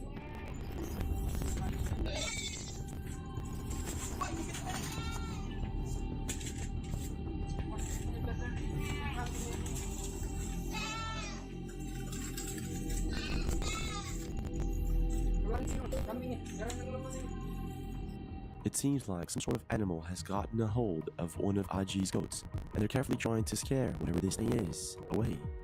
However, they're just about to find out that things aren't what they seem. This is what happens next.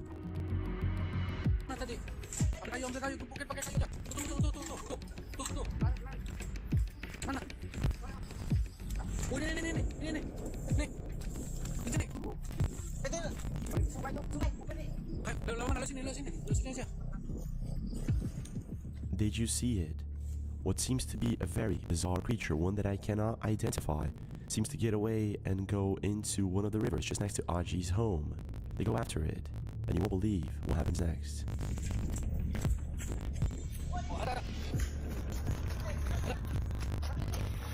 Ada. Ya, itu. Mana dia?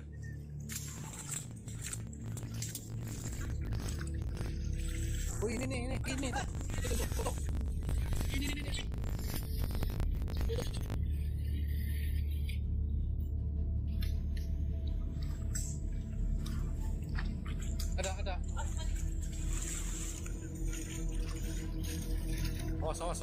Whatever this thing is, Aji and his friends are trying to scare it away. Now, the moment that this video was posted on YouTube, Twitter, Facebook, Instagram, it went instantly viral. And many internet users left comments saying that this is possibly a large flying fox. At first, if you take a look at it, it really looks as if it's some sort of huge bat. However, a flying fox is a megabat species that lives in Southeast Asia that only eats fruits. It's not a vampire bat, so I don't see any reason for it to get a hold of one of Aji's goats. Not only that, there is a part of the video that you see the animal moving. It's not moving as a bat would. When it's on land, it's too quick and sort of looks like a giant worm or a snake. And when it's completely submerged into the lake water, it stays there for several minutes, and then swims away and goes into the land and gets away from Aji and his friends. Now, if I'm not mistaken, flying foxes cannot breathe underwater. So whatever this thing is, it's possibly not a flying fox. It might just be something else. Now, some other internet users suggested that this could actually be some sort of jinn. The jinn in the Western world is the equivalent to a spirit or a demon that is commonly used by witches in some cultures to possess the spirit or soul of a person. They are also known to transform into animals and humanoid figures. A subscriber recently sent us a video of what he believes to be a shadow person caught on camera.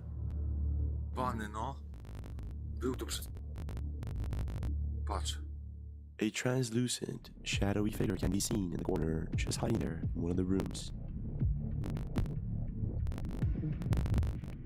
Now, of course, in the Western world, this is treated as a myth or just some bad time story. However, in Saudi Arabia and many other countries, the jinn is a real thing and commonly feared by many.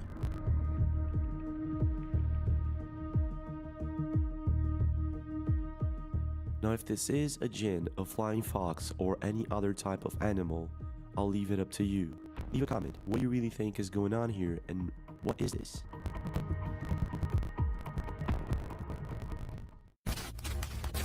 2019 onward, the internet, social media in general has been flooded with a bizarre phenomenon that has been happening in the sky of several different cities all over the world.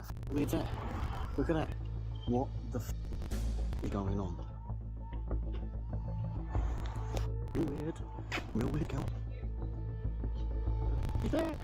This strange light that appears to be glowing from behind the clouds has made itself apparent in Spain, in the UK, New York, and many other places.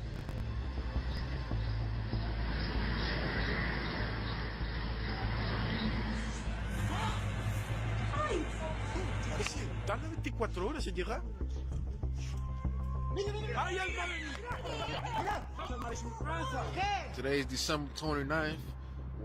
Walking through Surah. Walking, and we see some type of light. All right. Hey, you see that thing, man? You saw what that was? That was crazy. That was crazy looking, huh?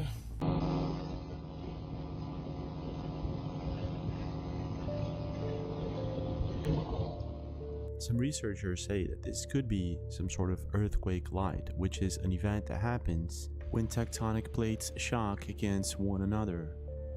And although this could be it, there are those who believe that it's something else. And recently in Chile, a similar phenomenon has been captured on camera. But this time, it's not some sort of light glowing in the sky. This is a bit different and has been baffling locals for more than 2 decades. Check this out. Momento épico, cabro. Estaba aquí en el volcán Antuco y grabando el valle allá para abajo, miren lo que lo encontramos, un ovni, un objeto que brilla ya no identificado.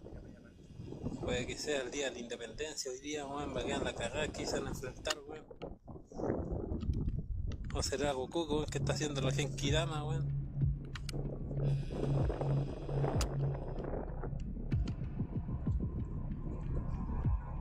Mira, weón, estoy grabando, weón. Mira, mira. Está como en alto, sí, la weá, pues. Sí, pues, weón.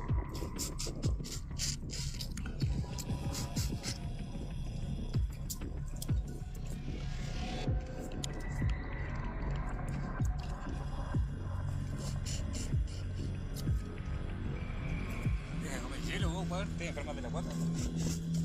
Oh, la weá, weón. ¿Qué weá sería, perro? No sé, weón. A strong, shining light can be seen from the top of Antuco volcano in Chile and was captured by Adrian Figueroa. At first, I thought that this thing, whatever it is, was some sort of object reflecting the sunlight. However, researching into the topic, I found other similar videos that shows the same event.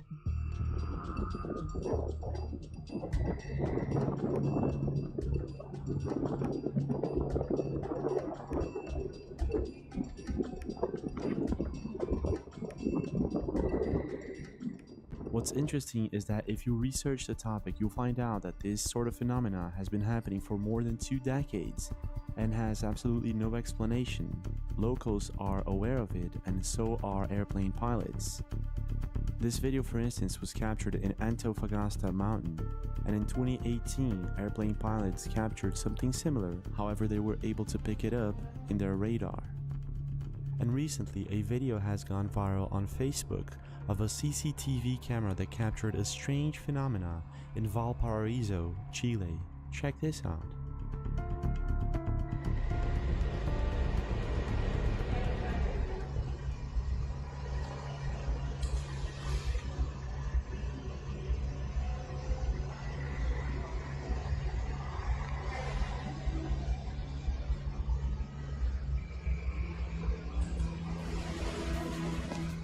The video shows what appears to be spheres of light crossing Valparaiso in Chile, and at first I thought this was some sort of camera glitch, but after watching it a couple of times I'm pretty sure it isn't.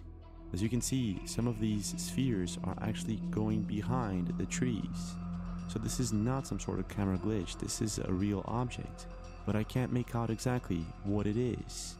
I'm pretty sure it may have something to do with these bizarre phenomena that have been captured all over Chile. What's your take? What do you think is going on in Chile and in other places regarding these strange lights in the sky? When people usually sit down to talk about strange things that they've seen in the woods, one topic that usually pops up is werewolves. The fact is, werewolves have never been proven. However, in certain countries the topic is taken very seriously and sometimes connected with some sort of ancient witchcraft. And to this day, there are a lot of people who believe in this subject and say that they have seen such a creature. It all started in 2017 in Brazil when a woman said she was attacked by a werewolf. She called the police and she actually made it official. Locals at the time in the city of Iguatemi said that they actually saw this creature and they made a video of its footprints and described exactly how the creature looked like. Aqui, ó. Olha, velho. Ah, ele bateu no carro pra cá, ó. Ó lá, ó, ó. Olha. Ó, ó, aqui, ó. Olha. The thing is, everyone in the city was describing the exact same thing with details. But it doesn't stop there. A couple of years later, in 2019, Ethan Fares heard strange noises coming from outside his home in Ceará, Brazil. Fares decided to go outside and investigate for himself. If he knew, however, what was about to happen, he would have never done this alone. This is what he caught on camera. Galera, como eu falei no outro vídeo, relatos, galera, que mora um senhor no pé dessa serra, isolado, sozinho.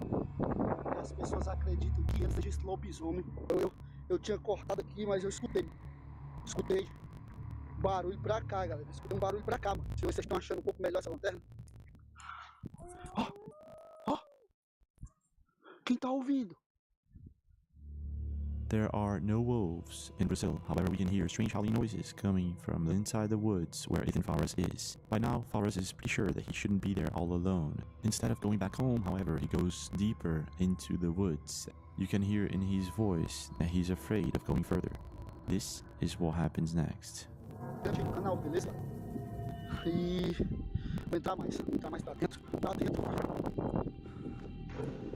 In a brave move, Fares goes deeper into the woods, and this is when he hears some kind of dog behind one of the trees. This is what he saw. Que isso, mano? Que barulho é esse, velho?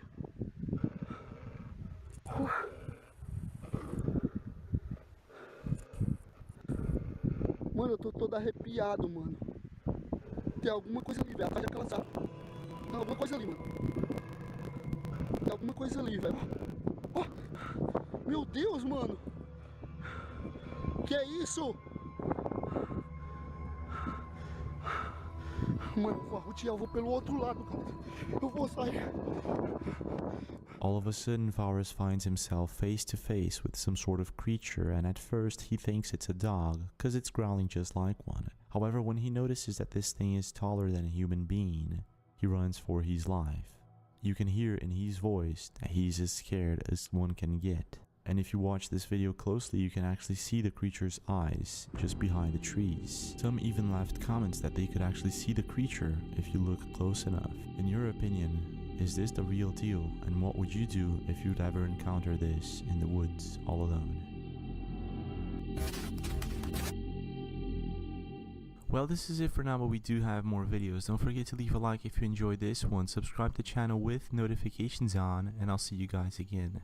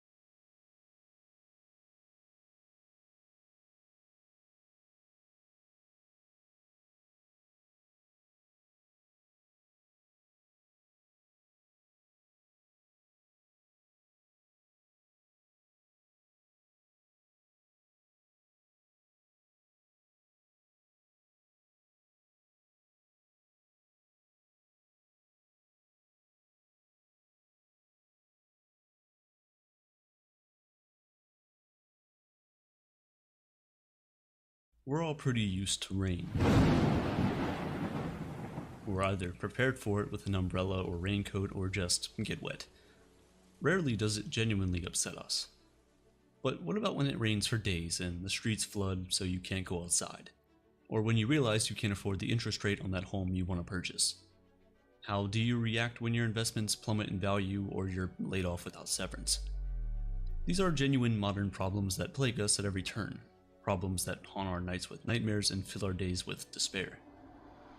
But it doesn't have to be this way. We can learn to remain grounded despite all the problems plaguing our society today. This is how to become stoic in the modern world. Stoicism is, of course, an ancient Greek philosophy that aims to take us from being vulnerable to the chaotic nature of the universe, to being calm and indifferent to it. It's a way to fortify yourself for lasting peace of mind. But as with every practice that involves changing your attitude or disposition, work is involved in often sacrifice. The Stoics' work is to recognize what's in our control and what isn't. And the only thing in our control is our reaction to what happens, not the event itself. Obviously, we can influence what happens, but nothing is entirely in our control. Misfortunes are unpredictable and often inevitable. The Stoic philosopher, Zeno of Citium, used an analogy of a dog being tied by a cart to clarify the Stoic position. When a dog is tied to a cart, if it wants to follow, it is pulled and follows, making its spontaneous act coincide with necessity, but if the dog doesn't follow, it'll be compelled. So it is with men too. Even if they don't want to, they will be compelled to follow what is destined. The cart represents anything beyond our control, all the various happenings of the universe. A leash attaches us to this universe. Our options are to run with it, or to resist and be dragged. To become stoic is to run with the cart. Imagine you're at work and your supervisor informs you that the espresso machine you rely on is being removed. Your free daily coffee is suddenly gone. For most of us, this would be pretty devastating. Your reaction here is what's up to you. You have no control whether the machine is there or not. You can either run with the cart by accepting that the change is beyond your control, or wallow in the misery of no more free coffee. You can be dragged. The ultimate goal is to improve upon your inner self, as relying on external things for happiness leaves you at the mercy of a turbulent universe. A universe that is outside your control. Stoic philosophers subscribe to a semi-deterministic worldview, or compatibilism. Everything that happens has a cause, but sometimes we can't control that cause, only the action we take. For example, we can choose to not give in to an impulse to eat cake, but the existence of that impulse is beyond our control. That's not to suggest we shouldn't try to improve our external circumstances, but that we can't rely on desirable outcomes. If we want the result of fixing our car, we still have to pick up the phone to book an appointment. It's not gonna fix itself. Still, we can measure how much effort we're putting in because that's what is in our control. If the mechanic happens to be a charlatan who runs off with your car, you shouldn't blame yourself. That was beyond your control. Discussing the ancient philosophy of Stoicism is one thing, but what about tangibly implementing it into our modern lives? After all, at the time of its conception, Stoicism was for everyone, from slaves to the Emperor of Rome. So why not today? Most of us get caught up in material things and we expect them to bring us joy. We tell ourselves that the next purchase is what will finally make us happy. A new car, the latest smartphone, the expensive watch. When we're unable to get these things because, well, we can't afford them, we feel bad, like the universe is opposed to us being happy and that there's nothing we can do about it. But the truth is that material things only bring temporary happiness. Your car will break down and your phone will eventually freeze up. And even when our possessions still work perfectly, hedonic adaptation steps in, and we start to want something newer and shinier. It's a never-ending cycle. To escape the trap of consumerism, we need to adopt a different attitude towards our purchases and the dopamine hit we get from them. To do this, you can practice what the Stoics call voluntary discomfort. This is when you subject yourself to discomfort in something you typically enjoy. The most common way people do this is by taking a cold shower instead of a warm one. But you could also hold onto your new phone until it's no longer usable. Suffer through the cracks and lags and let each new phone launch pass you by. If that's too much, start small. Next time you go to the bathroom, leave your phone on your nightstand or your desk or wherever. Sit with your thoughts on the toilet, instead of trying to amuse or torture yourself by doom scrolling. Driving somewhere on a hot day, roll up the windows and drive with the AC off. Or better yet, walk. Marcus Aurelius, Emperor of Rome, was a practitioner of Stoic philosophy. He ruled the empire from 161 CE until his death in 180 CE, and was widely considered a great philosopher king, although that may be a historical exaggeration. As a leader, he wrote down his Stoic-influenced meditations, likely as a way of assuring himself while handling significant responsibilities. They were intended for his own use and not meant to be published widely, but fortunately we have access to them today. The collection is called Meditations, also called the Inner Citadel. In it, you can see how Marcus Aurelius applied his learned stoicism to his daily life as emperor. Here are some of those quotes that might be able to help get you into a stoic mindset. Thus we should employ the mind in all parts of life. When things occur which at first seem worthy of high estimation, we should strip them naked and view their meanness, and cast aside these pompous descriptions of them by which they seem so glorious. Marcus Aurelius would routinely reflect on the nature of his food as devoid of the pleasures and sensations he instinctively derived of it. A fish is just flesh necessary to sustain you. Ignore the pleasing taste and satisfaction of filling up. When you bring your favorite lunch to work, break it into its most basic components. The salad is just leaves and the fruit of a plant. Croutons are just wheat smashed into flour and combined with yeast to make bread. Bread is then cut into pieces and dried in an oven. By doing this, when you're stuck with a lunch you don't love or the waiter gets your order wrong, you won't be as burdened by the thought of eating it or feeling the absence of something more delicious. Lunch is just raw materials to give you energy. Marcus Aurelius wrote a great deal about how we interpret and interact with others. He adopted the metaphysics of Stoicism as a way of thinking about our interactions and emotions. For Stoic philosophers, the universe is made from an intelligent design. Humans too are part of that same intelligence. It doesn't make sense to hate the same intelligence in another, because it's the same intelligence in you. It's similar to the Hindu concept of Brahman, the deity that permeates everything. I can't be angry at my kinsmen or hate them. We were naturally formed for mutual assistance, as the 2 feet, the hands, the eyelids, and the upper and lower rows of the teeth. Opposition to each other is contrary to nature. All anger and aversion is in opposition. We may think of ourselves as in competition with others. We compete for better grades at school and put down others to get a leadership role at a company, but that's a surefire way to live a life of envy and malice.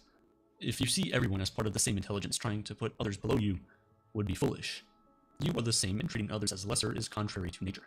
Seldom are any found unhappy for not observing the motions and intentions in the souls of others, but such as observe not well the motions of their own souls, or their affections, must necessarily be unhappy. This reminds us to focus on what is in our control, our attitude. Trying to analyze others will often lead to misery.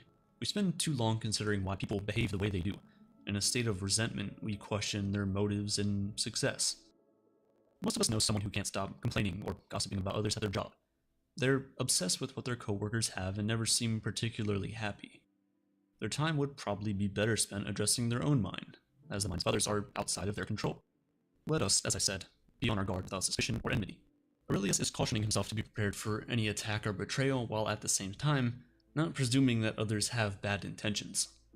Again, we shouldn't dwell too much on the intentions of others, but we shouldn't blindly assume that no one will mean harm. As any experienced student knows when working with peers on a group project, be prepared for someone to not pull their weight. At the same time, though, you should never assume and judge that someone won't. You can needlessly cause dysfunction in the group while allowing others to occupy too much of your mind. But seriously, if you're working with 3 others, 1 or more of them statistically won't do their fair share. Be prepared for it, but without suspicion or hostility. When you are angry at the mistakes and wrong actions of men, for all are carried toward what appears to them their proper good, but say you, it is not their proper good. Well, instruct them, then, and teach them better, and don't be angry with them. Basically, we can disagree with others, knowing with near certainty that we're right, but getting angry with them invites more pain and is an ineffective mode of persuasion. They have what they think is the right way in mind, so we shouldn't think poorly of them. We should try to educate them rather than show our frustration. This quote from Aurelius speaks to the ongoing culture war. Both sides have an idea of what's right and allow themselves to get angry and insult the other party. This isn't to suggest that both sides are correct, but that, especially on social media nowadays, genuine attempts at persuasion have taken a backseat. There are plenty of attempts to educate in the culture war. They often come dripping with condescension and likely serve a purpose other than genuine persuasion. They seem more about scoring likes, shares, and validations from existing believers than extending an olive branch. If we treated others like parts of an intelligent design, we wouldn't feel the need to mock them. We would try to help them see the right way forward.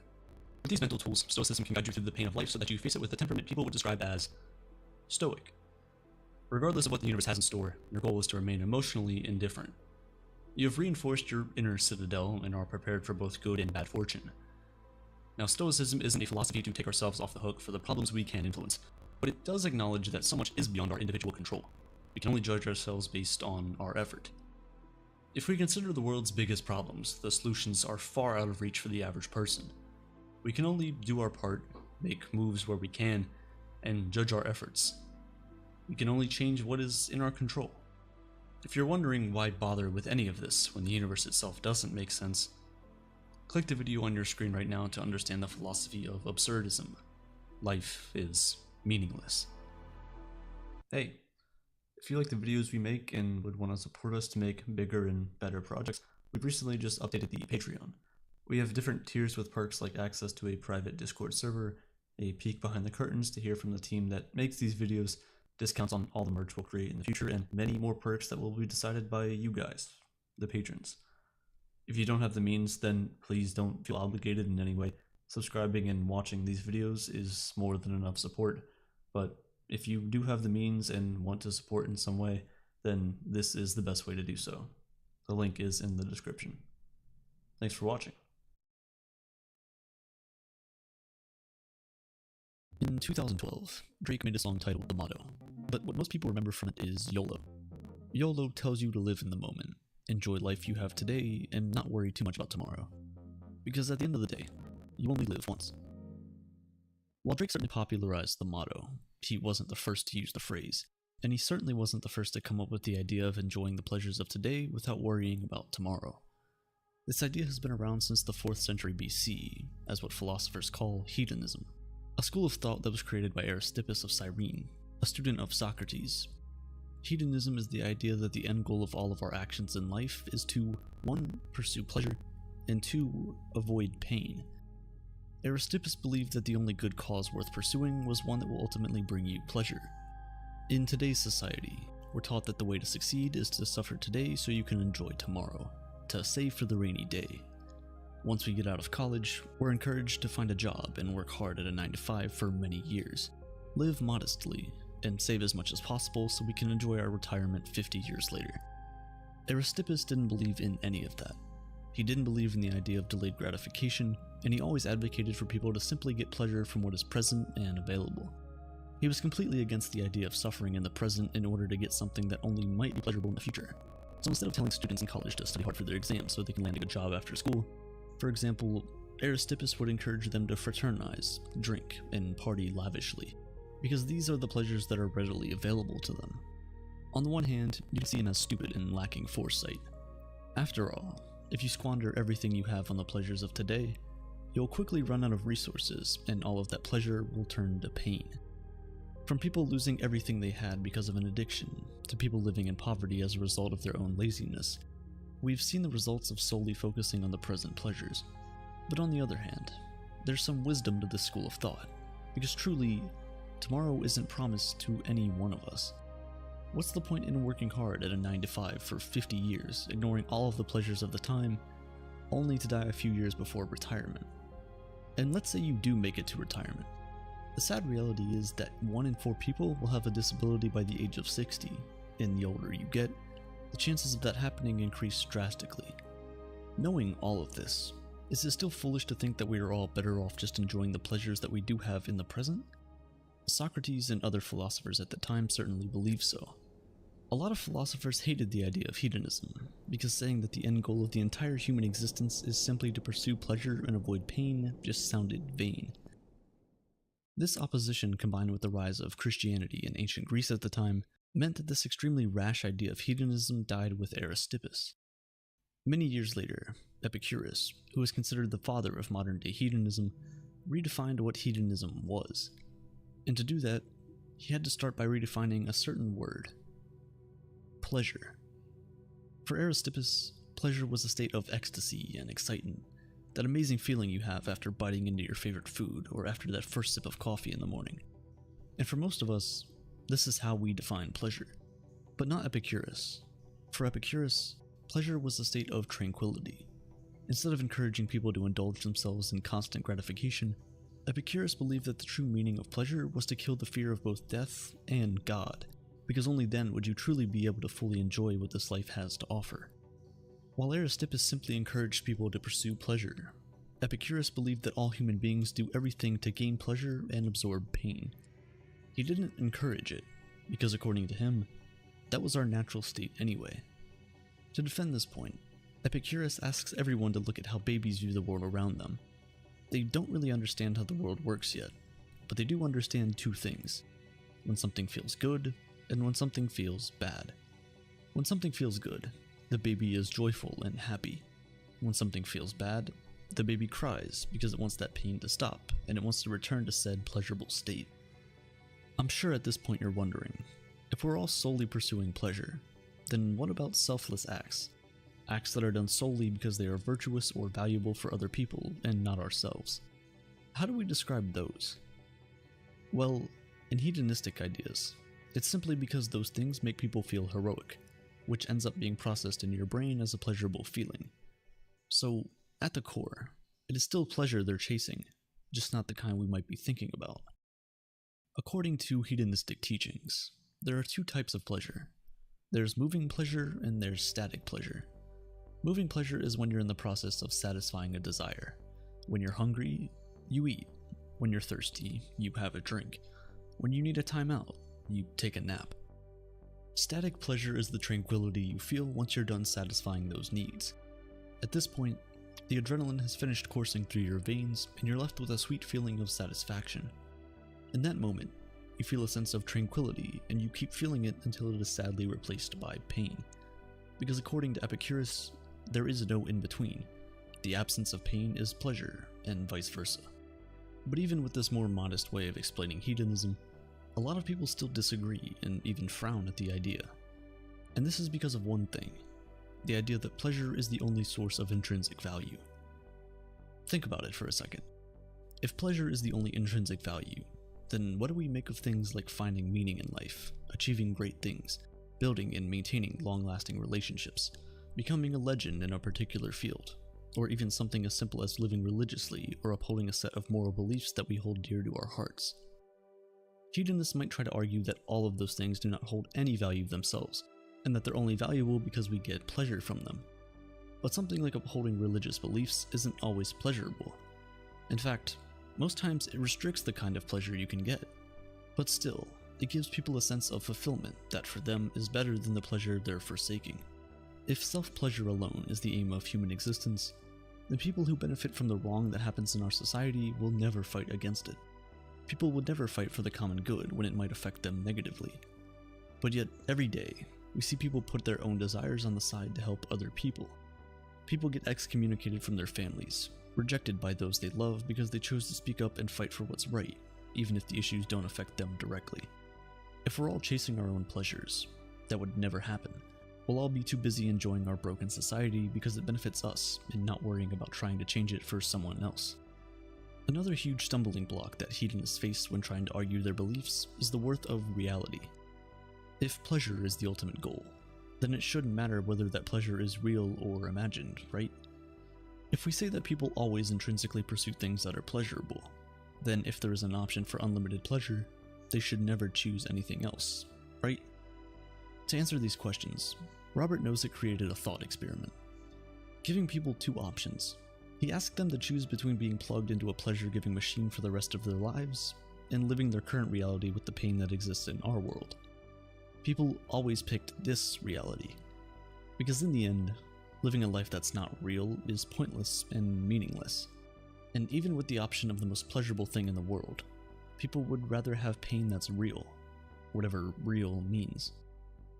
As I've said previously, the best memories are the ones you remember with both pleasure and pain. 20 years after he left his childhood home, Abraham Lincoln came back only to see the entire place in ruin. As he looked at it with tears in his eyes, he said, "My childhood home I see again, and am saddened with the view. And still, as memories cloud my brain, there's pleasure in it too." This beautiful mix of pleasure and pain is something that the hedonistic view of the world simply does not account for. When you're graduating high school, you're excited for the adventures that await you in college. You'll probably be leaving home for the first time, and you'll finally be alone, able to enjoy what the world has to offer. That feeling is pleasurable. But the feeling is also painful. You'll miss your high school friends and simplicity of childhood. You'll miss your parents, your siblings, and the community that you grew up in. And though these painful thoughts cloud your brain, there will be pleasure in it too. Hedonism is frowned upon in modern-day society because it opens the door for a trap that you can easily fall into. Pleasure is an insatiable desire. If you get hungry and fill your belly, it only takes a few hours and you're looking for something else to eat. It's an unending pursuit. So if that becomes the entire reason for your existence, it can quickly become difficult to control. This is how most people become addicted. It starts out as just a fleeting pleasure, and before you know it, the reason you're doing those things stops being the pursuit of pleasure and starts being an unquenchable and uncontrollable thirst for those things. A trap that's very difficult to come out of, one that many people get stuck in for the rest of their lives. But this isn't to say that we can't learn some things from hedonistic principles, because as much as we might not like to think about it, it's true that tomorrow is not promised. So, we might as well make the best of today. Things like making a conscious decision to enjoy the little everyday pleasures can help us lead a happier life. If your car breaks down and you have to walk to school, don't be in haste. Embrace the journey. Walk with a friend, make jokes with them, and always leave each other on a good note. Craving a cup of coffee? Head out to your favorite coffee shop and order your favorite drink. You've earned it. You don't have to wait until you're retired before you can start reaping the fruit of your labor. Take those vacation days. The promotion can wait a few more months. Stay on that call with your friends for an extra hour. Missing an hour of study probably won't make you fail.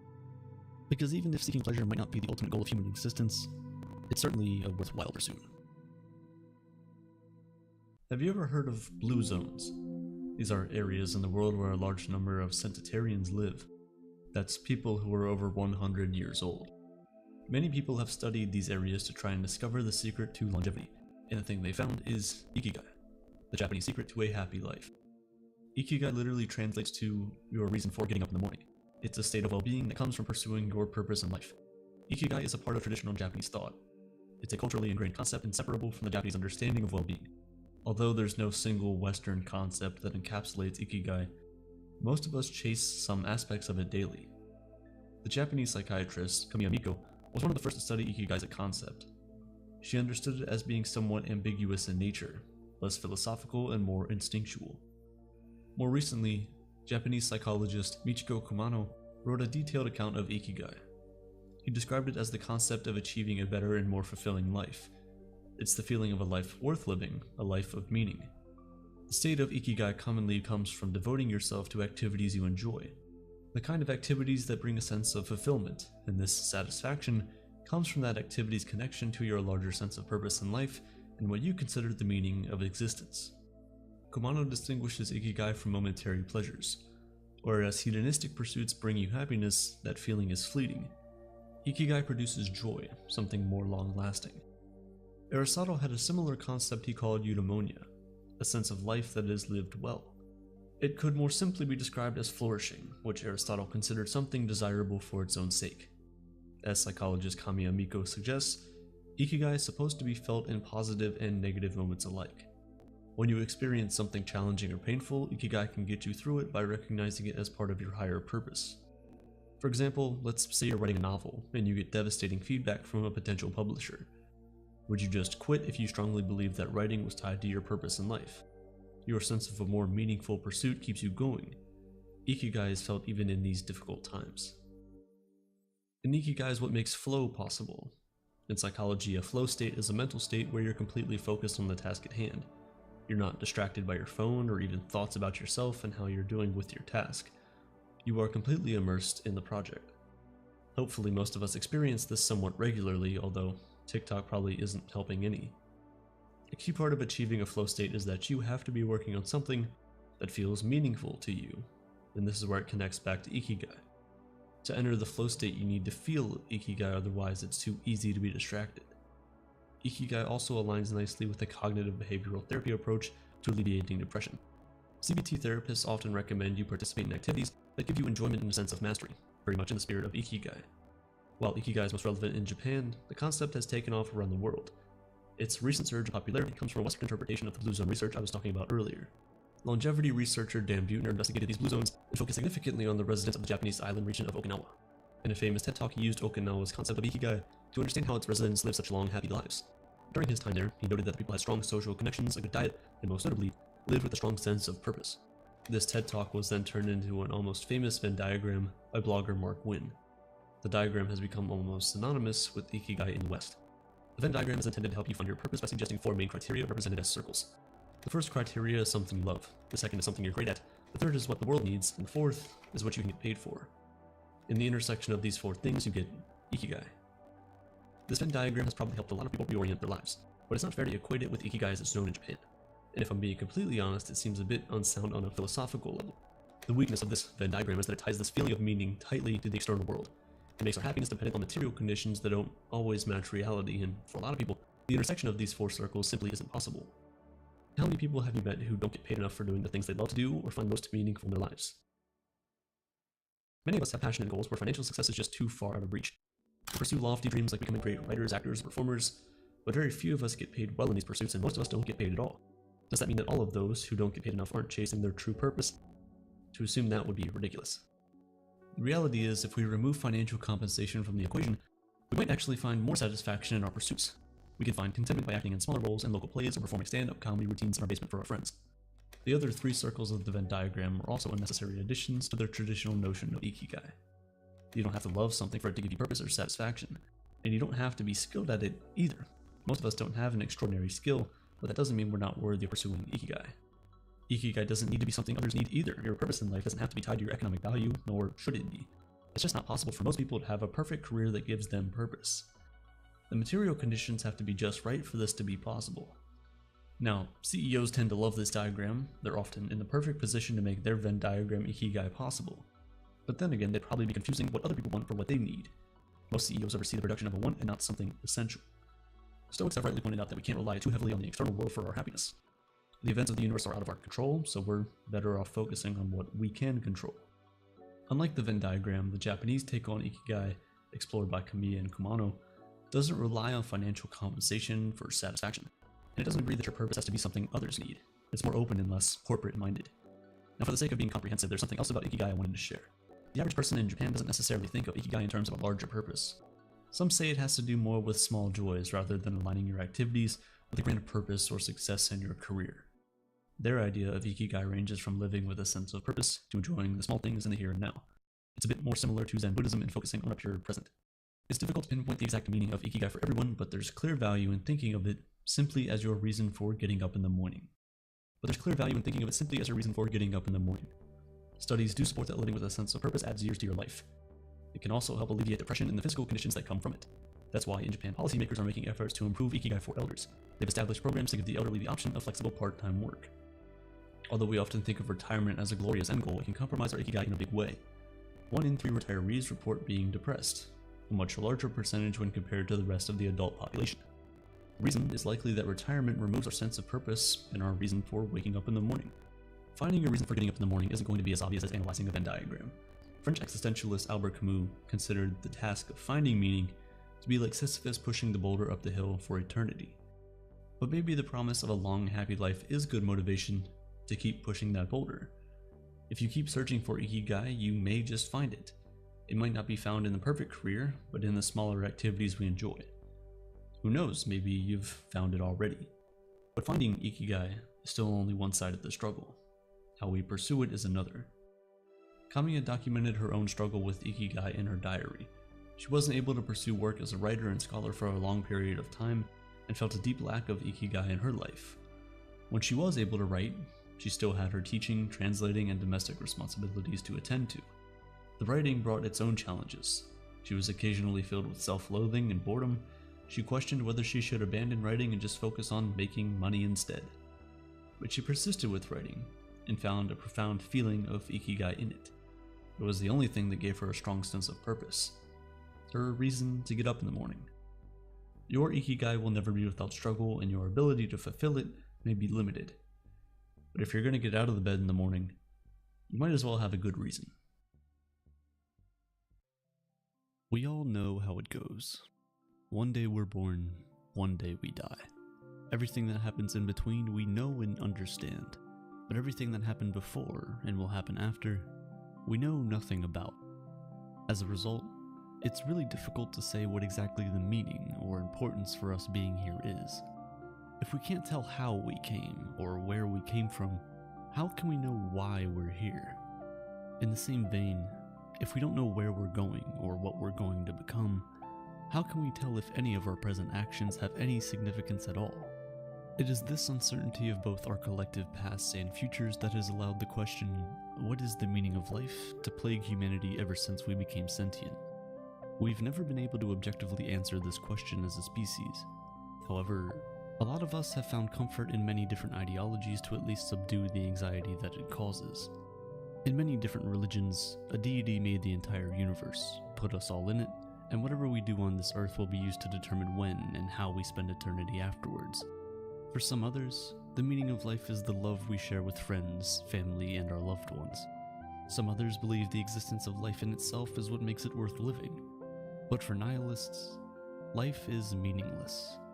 All action, suffering, emotions, both good and bad, are entirely senseless and meaningless. This is nihilism, the belief in nothing. At some point in our lives, many of us have been faced with nihilistic thoughts. We're hit by a strong sense of purposelessness, like our lives have no meaning and we have no intrinsic value.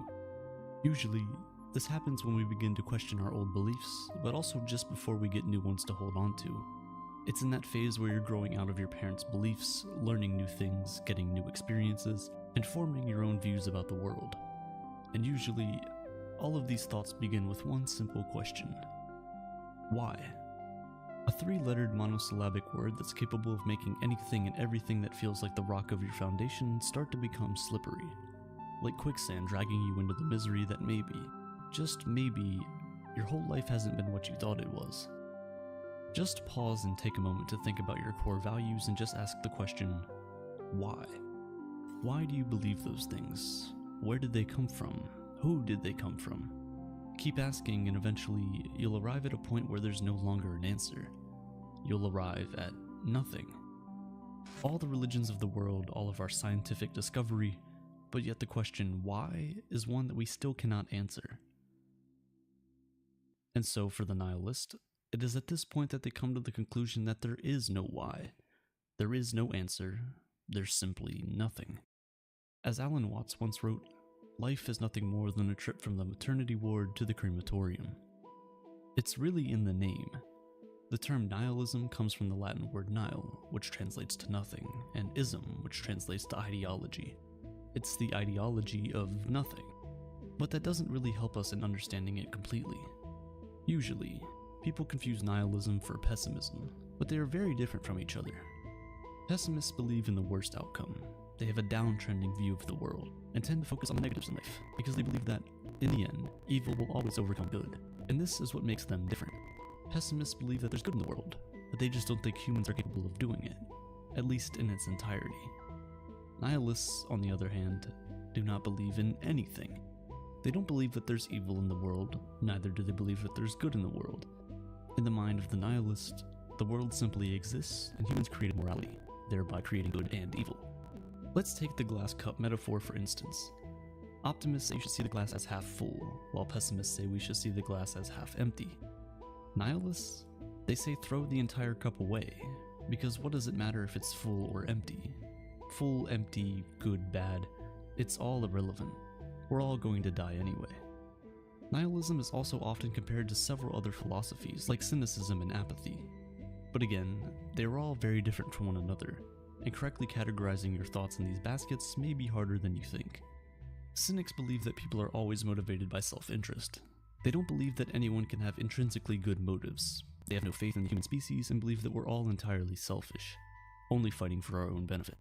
However, the idea that humans are not good means that in the mind of the cynic, good exists out there somewhere, just not in humans. In the mind of the nihilist, nothing exists out there. There's no good or evil. They don't see people as evil, neither do they see them as good, because they don't believe either of those things exist. They're simply traits we've applied to things. Apathetic people just don't care. They believe that there's meaning to life, but they simply don't care about it. Nihilism, on the other hand, is the idea that there's no grand design or purpose, nothing to believe in, and therefore no meaning. This brings to mind the paradox of nihilism. If you believe in nothing, then that nothing becomes something that you believe in. But since you now believe in something, then there is no nihilism, because nihilism is the belief that there is nothing. Nihilism is quite different from other philosophical ideas because it was first a literary invention before it ever became philosophical. As a result, it's not clearly defined as many of the other philosophies that exist. Many different people explained it in many different ways, but eventually these different definitions got categorized, forming many different kinds of nihilism. There's political nihilism. Political nihilists believe that for humanity to move forward as a species, all political, social, and religious order must be destroyed. Then there's ethical nihilism. It rejects the idea of absolute ethical or moral values. With this type of nihilism, good or bad is only defined by society and, as such, It shouldn't be followed if we as a species will ever attain absolute individual freedom. We can kind of just do whatever we want. And then we have existential nihilism. It's the understanding that life has no value or meaning. It's the most popular kind of nihilism, and the one we've been talking about for most of this video. For nihilists, the existence of things like the state, religious bodies, and even communal morality is a breach on our freedom as individuals. If we can't do absolutely anything we want to do, then are we truly free?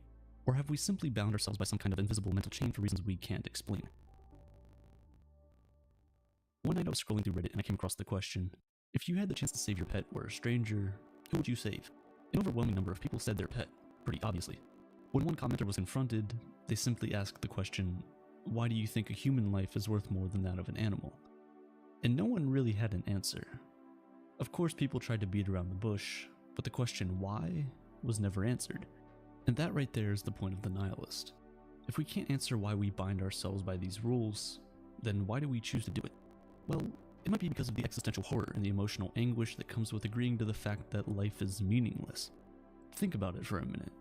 If life is truly meaningless and everything we're doing has no value, then all the feats of science, the wonders of technology, things like space exploration and human rights movements, look at how far we've come.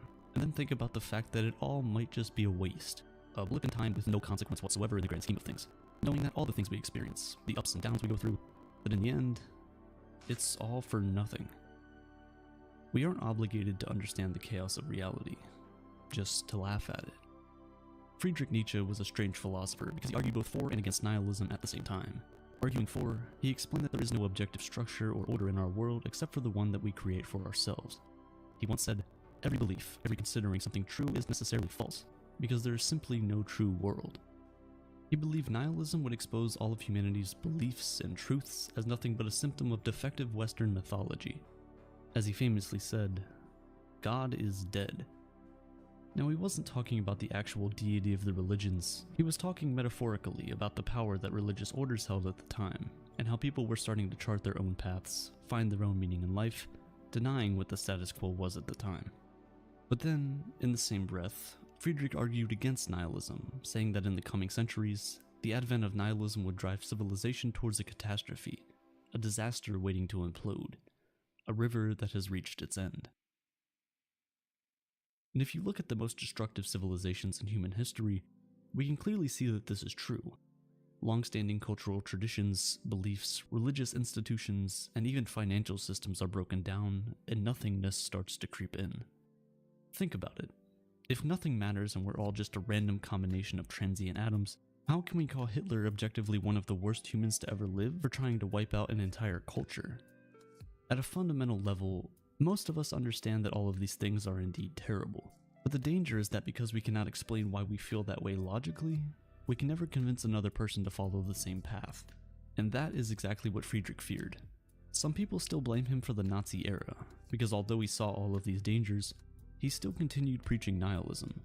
He believed that if we could work through the breakdown of civilization that nihilism would eventually cause, we can then create a new course of action for mankind. He believed that to move forward as a species, we must create a new morality, one that does away with the prejudice of what existed before.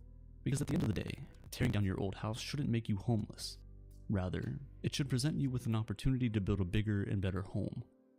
Pause and look around you for a moment. Observe everything that's going on, particularly on social media, and you can see that we as a species might just be heading for another nihilism outbreak.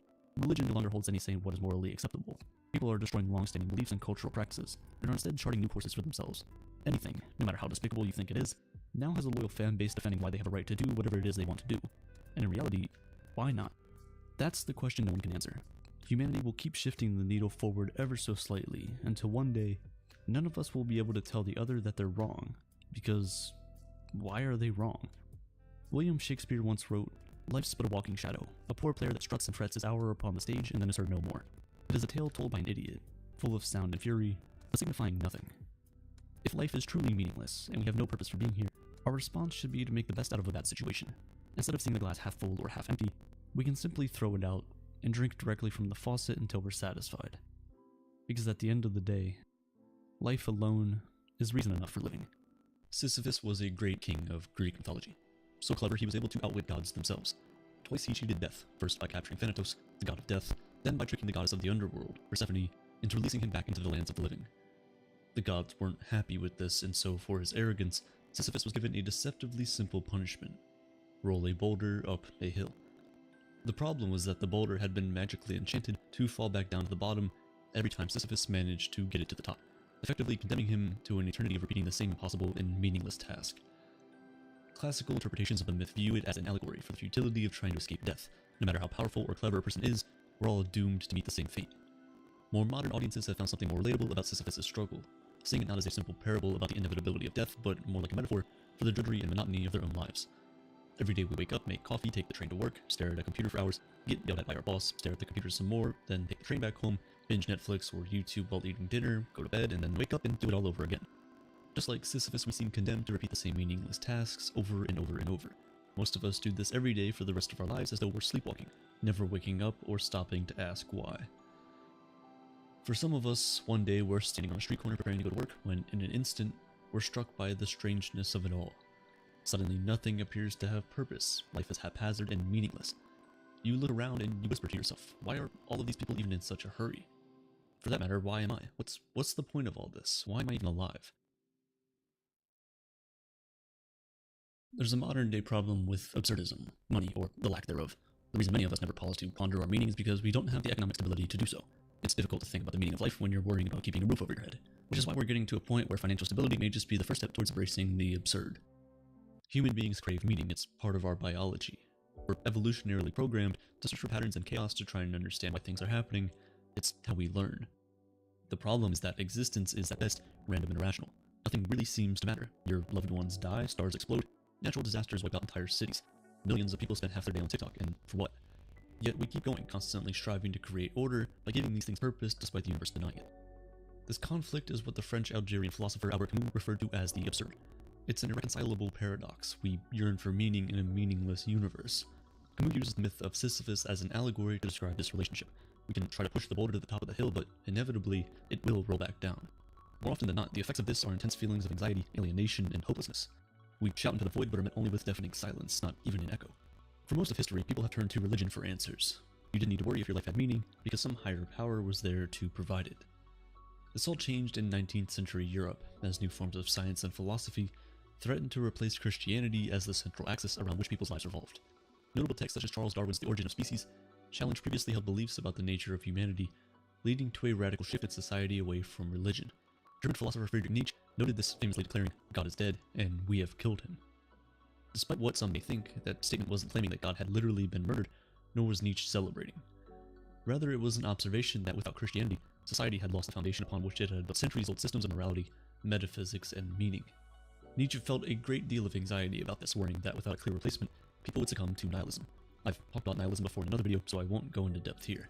But to give a brief explanation, nihilism is the belief in nothingness, a belief that rejects the idea of objective truth. According to Nietzsche, nihilism was a necessary step on the journey away from religion, but it wasn't the destination because it presented a very real problem. If people viewed life as having no inherent meaning, it would likely lead them to despair.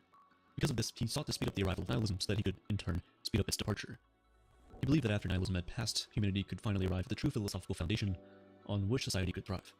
Unfortunately, while he successfully expedited nihilism's arrival, he failed to do so with its departure. In fact, Nietzsche's philosophy was taken up by many of the violent ideologies that defined the early 20th century. Well over 100 years later, nihilism remains rampant throughout global culture. Trust in both secular and religious institutions is at an all-time low. Our governments are corrupt, there are CEOs with more money than some countries, and our spiritual leaders often appear ineffective and out of touch. Most people today report that faith plays little to no role in their lives. Instead, we've begun looking to science and reason for answers, but these haven't been able to offer a sufficient solution to the problem of meaning either. So what are we to do? Should we just simply accept our fate, conclude that our lives were without purpose, and allow the boulder to roll back over us? Well, 20th century philosophers Albert Camus and Jean-Paul Sartre didn't think so. Both argued that in the absence of objective meaning, we, as free and rational beings, must fight to create our own purpose. Sartre is credited as the father of modern existentialism, a philosophical school concerned with our plight as individuals, forced to assume responsibility for our lives without certain knowledge of truth. Though its roots can be traced back to 19th century figures like Soren Kierkegaard and Fyodor Dostoevsky, Sartre differentiated himself by rejecting the idea that humans were reliant on an external power like God to provide us with meaning. He claimed that man is nothing else but that which he makes of himself, and referred to those who would outsource this responsibility to a higher power as acting in what he called bad faith. In Sartre's view, Existence precedes essence. We are conceived, and only after being born do we figure out what our purpose in life will be. This might seem like an uncontroversial opinion to us today, but in the mid-20th century, this was a radical idea. For most of human history, it was assumed that essence precedes existence. Since the time of Plato and Aristotle, it was widely believed that our purpose as individuals was assigned to us before birth. The meaning of your life was ready-made by the gods, prepackaged before you were even born. Sartre's claim was a direct contradiction of this widely held belief, a declaration that we as humans aren't beholden to gods or kings to provide us with meaning, only to ourselves.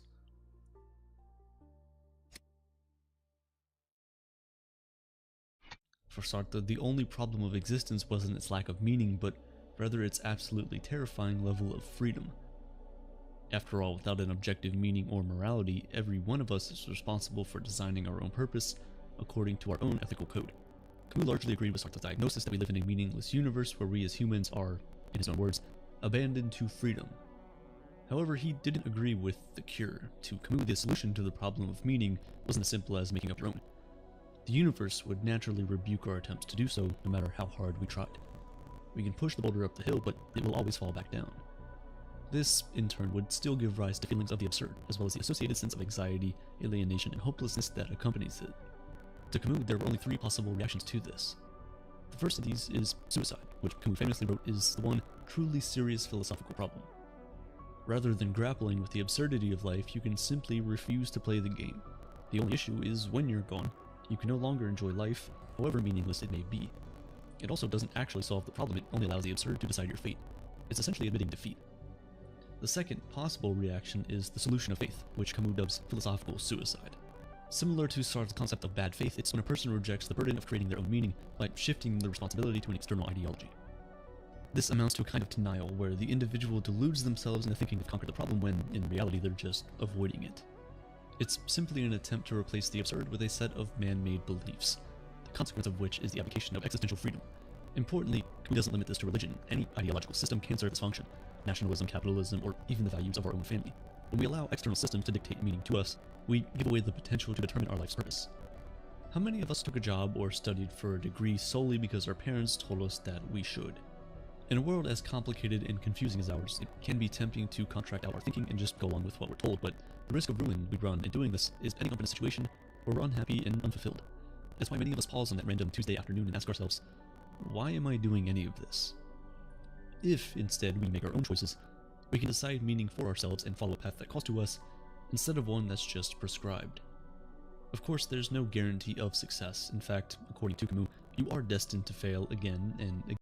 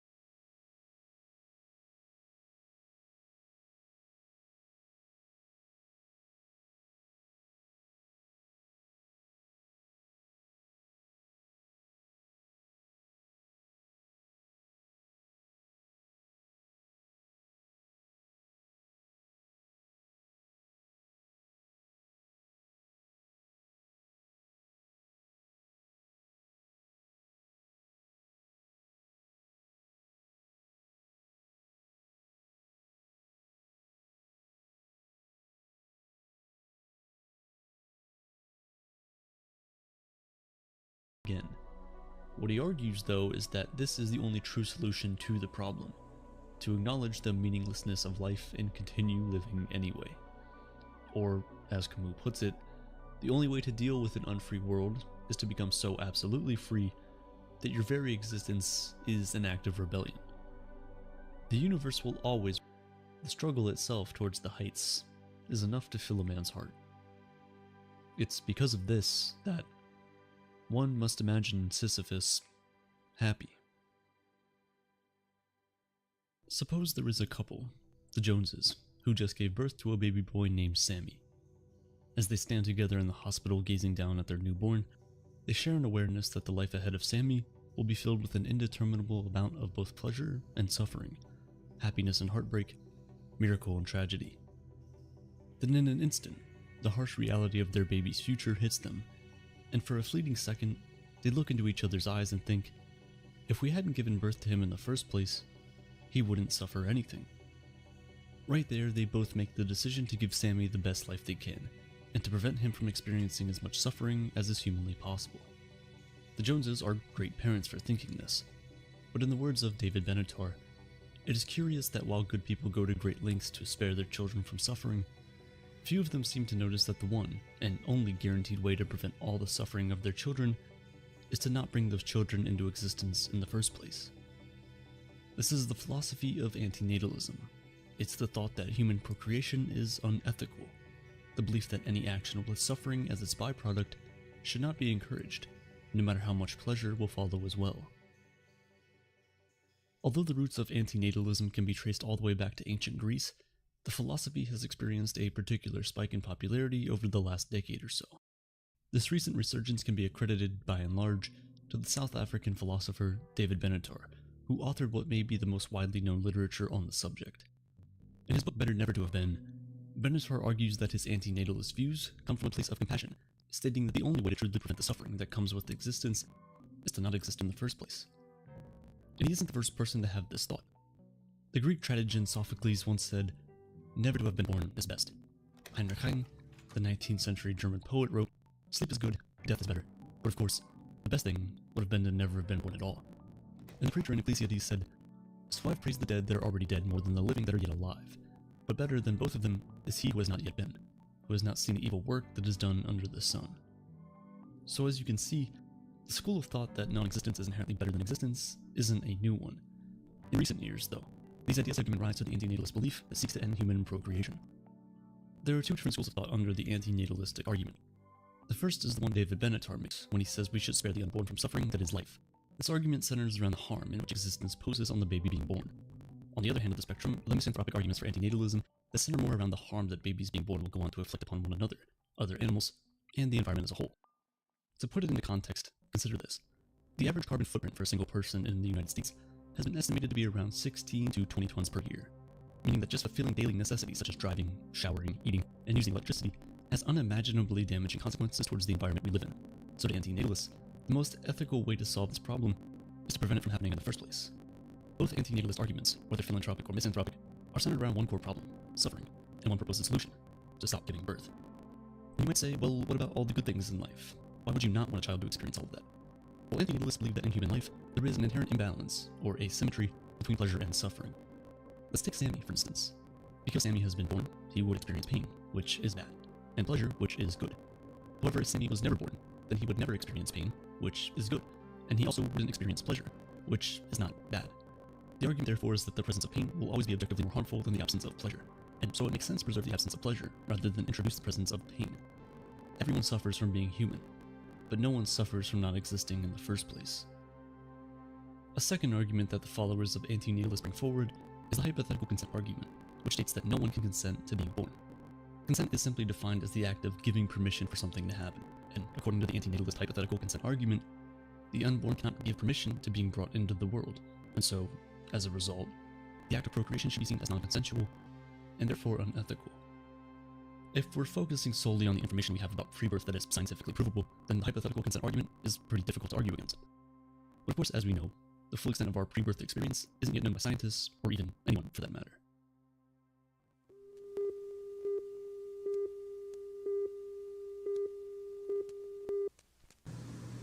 I am a psychologist, and I know that there are depths of the mind that have remained untapped for most of us in our normal business of going about our affairs. This uncertainty opens up the door for a wide array of pseudoscientists who seek to explore the nature of our pre-birth experience using methods which, although can't be definitely proven by science, still add some thought-provoking counterclaims that are worth considering. One of those pseudoscientists is Helen Wambach, who hypnotized 750 subjects in the 1970s and asked them the question, "Did you choose to be born?" The responses she aggregated were quite staggering. 81% of Wambach's subjects reported that they did choose to be born, while 19% reported that they were either unaware of the choice or they got no clear answer to that question. Of course, again, research and findings gathered from hypnosis can't be scientifically proven. But in the face of the seemingly unknowable, studies like this pose at least some perspective that should not be disregarded entirely. However, focusing back on the data that we do have definitive answers to, consider the story of Gold Mana, written by Sienna Schifrin, which is used by antinatalists as an example for the hypothetical consent argument. Gold Mana is a wealthy man who lives on an island and decides one day, for reasons unknown, that he wants to donate some of his wealth to his neighbors on an adjacent island. These neighbors are comfortably off, but would still objectively benefit from his donation. Unfortunately though, due to historical tension between the governments of these neighboring islands, Gold Mana and his agents aren't able to physically go to the adjacent island, nor are they permitted by law to even communicate with the people living there. But still determined to donate, he handcrafts several heavy cubes of gold, each worth $5 million. Then he flies his plane over the neighboring island and drops the cubes down to the civilians underneath. He tries to avoid hitting people with the cubes, knowing that it could cause injury, but eventually after gifting several people with the wealth, he hits one person, who the story aptly names Unlucky. The impact of the cube breaks Unlucky's arm, yet at the same time grants them $5 million. Schifrin acknowledges that, on the one hand, with all the elements of the story considered, Unlucky was an overall beneficiary of Gold Mana's actions, as the $5 million that they received is enough to cover the cost of the broken arm and then some. Yet on the other hand, Schifrin argues that an objective wrong was still committed by Gold Mana, since the harm he inflicted on the Unlucky wasn't consensual, despite how much the payout might have outweighed the harm. Unlucky was living a decent life before Gold Mana came into the picture. His life wasn't pleasurable, but he didn't suffer any pain either. After the cube dropped on his arm, he experienced both pain and pleasure. In light of all this, we have to ask the question, which then is better? To have experienced pain and pleasure, or not any at all? I think to answer that, we have to define what pain, or in this case, suffering, is.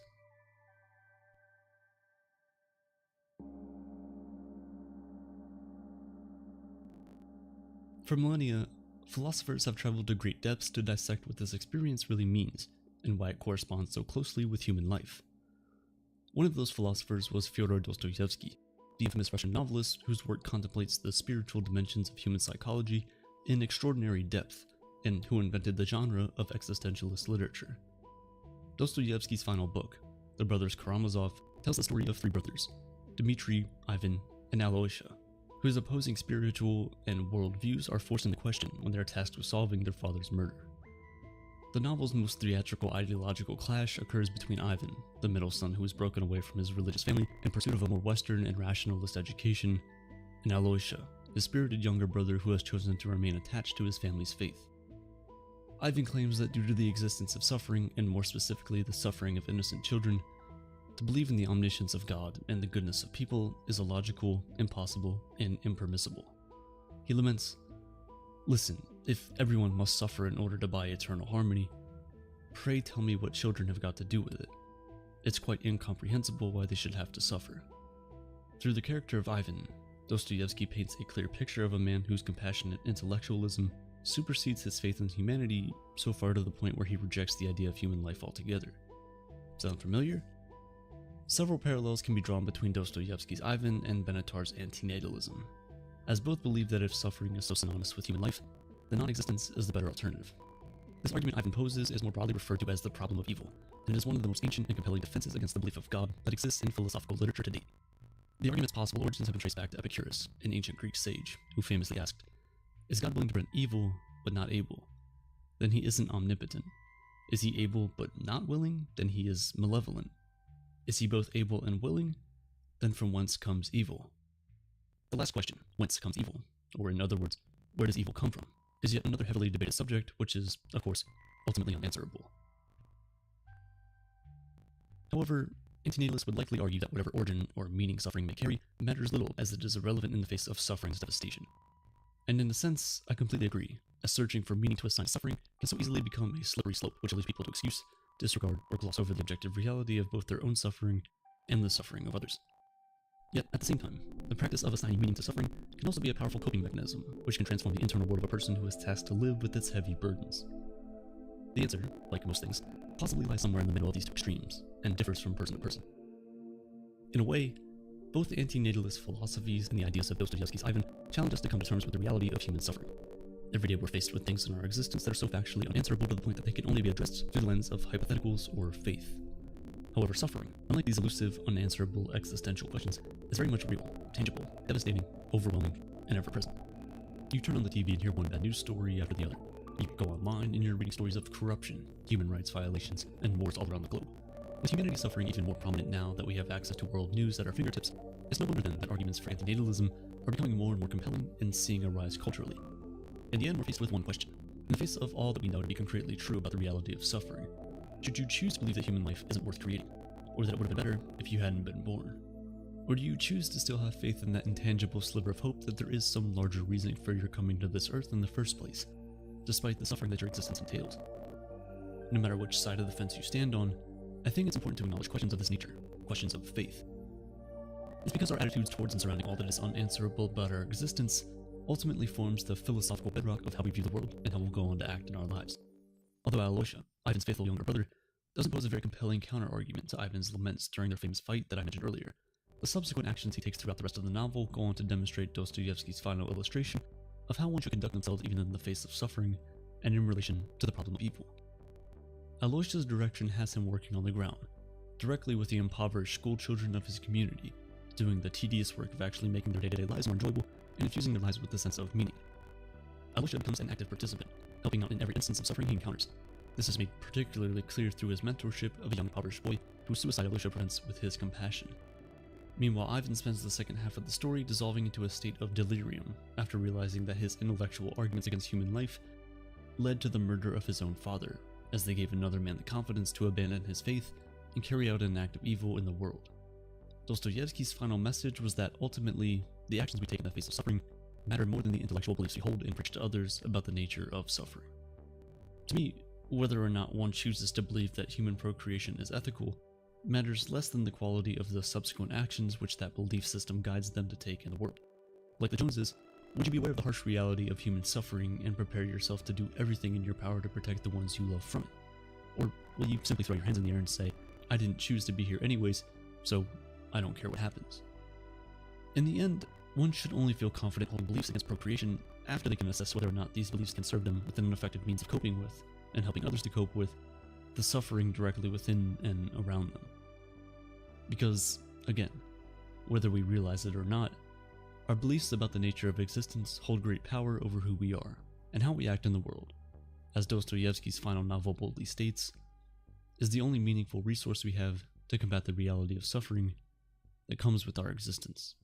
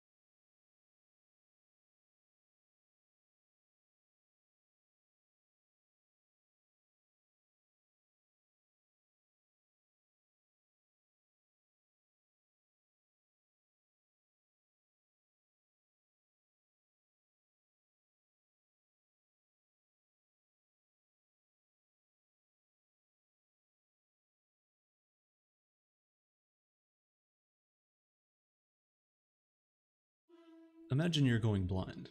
The world slowly becomes a blur. You can no longer see your family or your friends. Of those people, around 40 million have lost their lives. Yet when this doctor genetically engineered these baby girls to be resistant to this life-threatening disease, he was arrested, with many accusing him of trying to play God. Our attempts to make scientific and technological advances often leave us confronting the harm they can do. Genetically modified food can make food more accessible, but it threatens economies and environments in places like the Congo. Lab-grown meat reduces the emissions of greenhouse gases, but puts farmers out of business. These are the unintended consequences of trying to play God.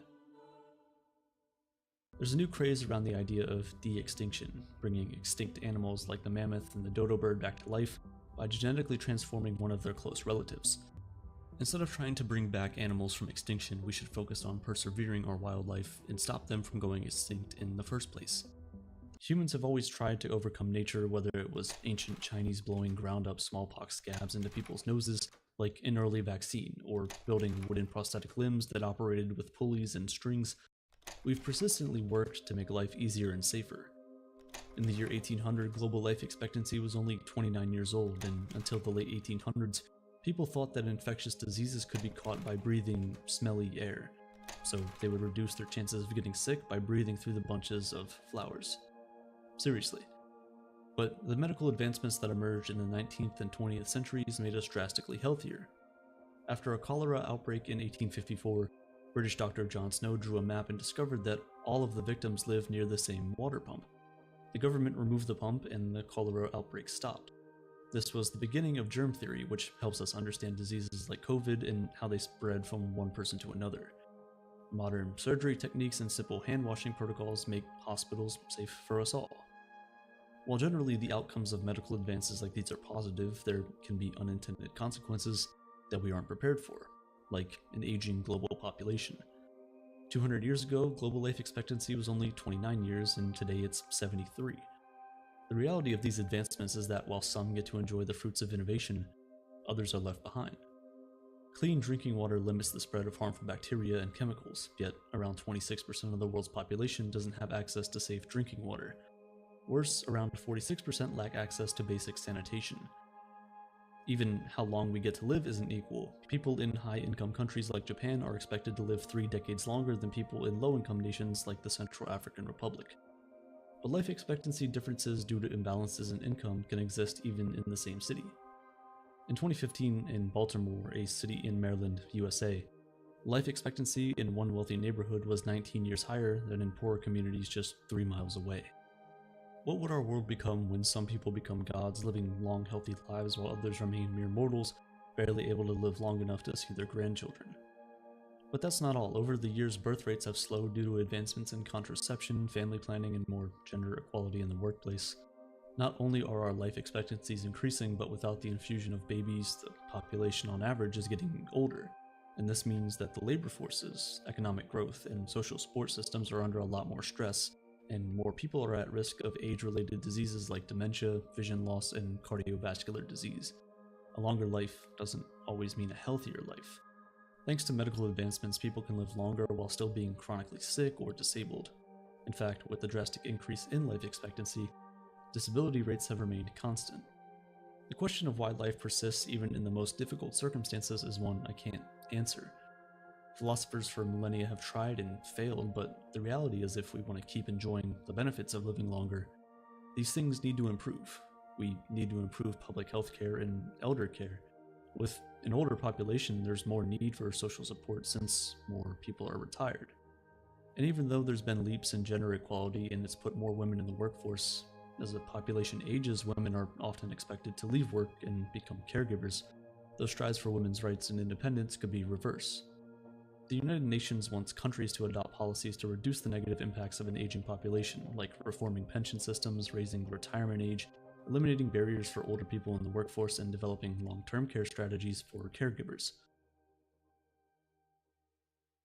Now, while none of us would ever argue that we should get rid of sterile surgical instruments or functioning sanitation systems, the people who developed them probably weren't thinking about how thin our healthcare and social systems would be stretched a century later. On the other hand, our current technological and scientific advances are so fast-paced that we don't have to wait 100 years to be hit in the face with their unintended consequences. Like GMOs, or genetically modified organisms, for example, in their relatively short life they've already caused so much controversy. In the simplest terms, GMOs are animals or plants whose DNA has been altered with the goal of improving the genetic makeup of the organism or getting rid of unwanted characteristics. Scientists mainly study genetically modified animals to learn more about health and disease, but a few of them, like GMO salmon, end up in our food supply, and whether or not we should be eating genetically modified animals can be a conversation for another day, but that's not even the main controversy surrounding GMOs. And for that, we have to look at the global fruit and vegetable supply. The first genetically engineered plants produced for consumption showed up in the 1990s, but today 90% of corn, soybeans, and sugar beets are genetically modified. But there's a good reason for this. Farming GMOs produces higher yields, longer shelf life, and crops that are resistant to disease and pests. On top of all of this, they usually taste better. Also, because they're resistant to pests, farmers use less pesticides, which we can assume is better for the environment. So good for consumers, the farmer, and the environment. What could go wrong? A lot, actually. Yes, eliminating pesticides is good, but GMOs cause controversy not only because they change a plant in a way that wouldn't happen naturally, but also because they can impact the biodiversity of the area where the crop is grown. For example, bees rely on plants for survival, and if the natural properties of the plants they live near change, the bees are affected. Once the bees are affected, the whole natural pollination of the area gets thrown out of whack, and the landscape and the natural resources change forever. The Democratic Republic of the Congo, the second largest country in Africa, has the most significant biodiversity in Africa and is governed by various laws to protect it.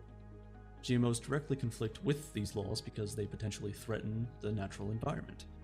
The European Union has banned GMO products not only because of environmental preservation purposes, but also due to the lack of research on how they affect our health.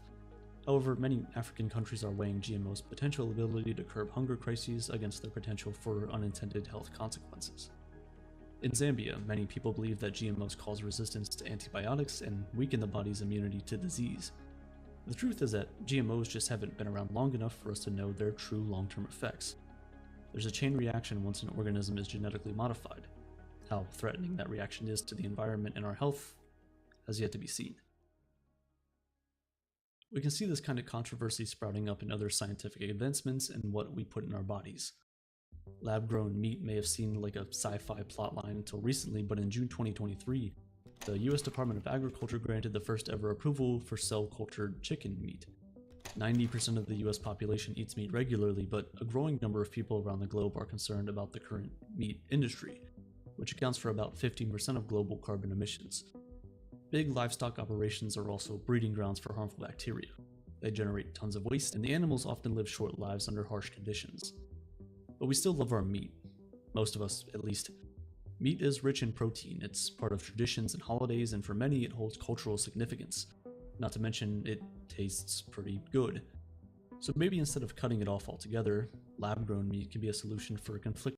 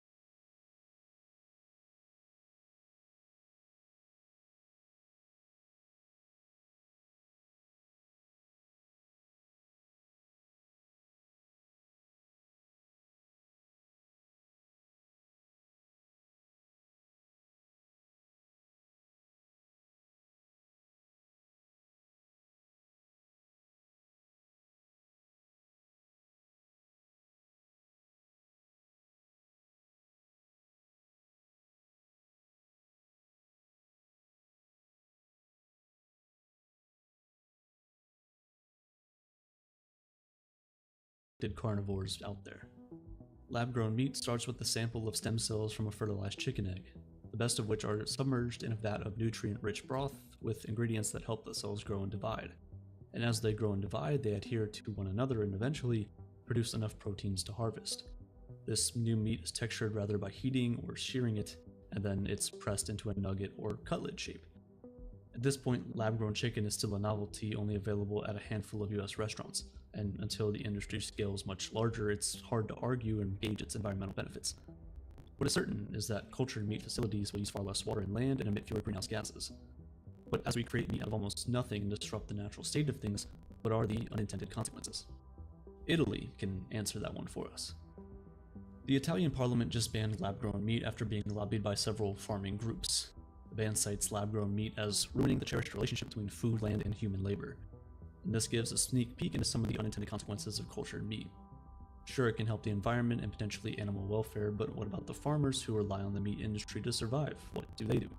It begs the question, just because we can do something, does that mean that we should? These rat species, the extinct one and the relative they were trying to engineer, split evolutionarily 2.6 million years ago, and that's considered a close relative. Mammoths and Asian elephants split 6 million years ago, and we can't even compare the complexities of raising a lab-grown mammoth with a rat. So it's safe to say that we won't see mammoths wandering around anytime soon. But even if we could bring back these extinct animals, should we? Because for the cost of bringing back one species from extinction, we could save 8 species currently still in existence. NASA has spent over $100 million a year on research to get to Mars, to say nothing of what private companies like SpaceX are spending.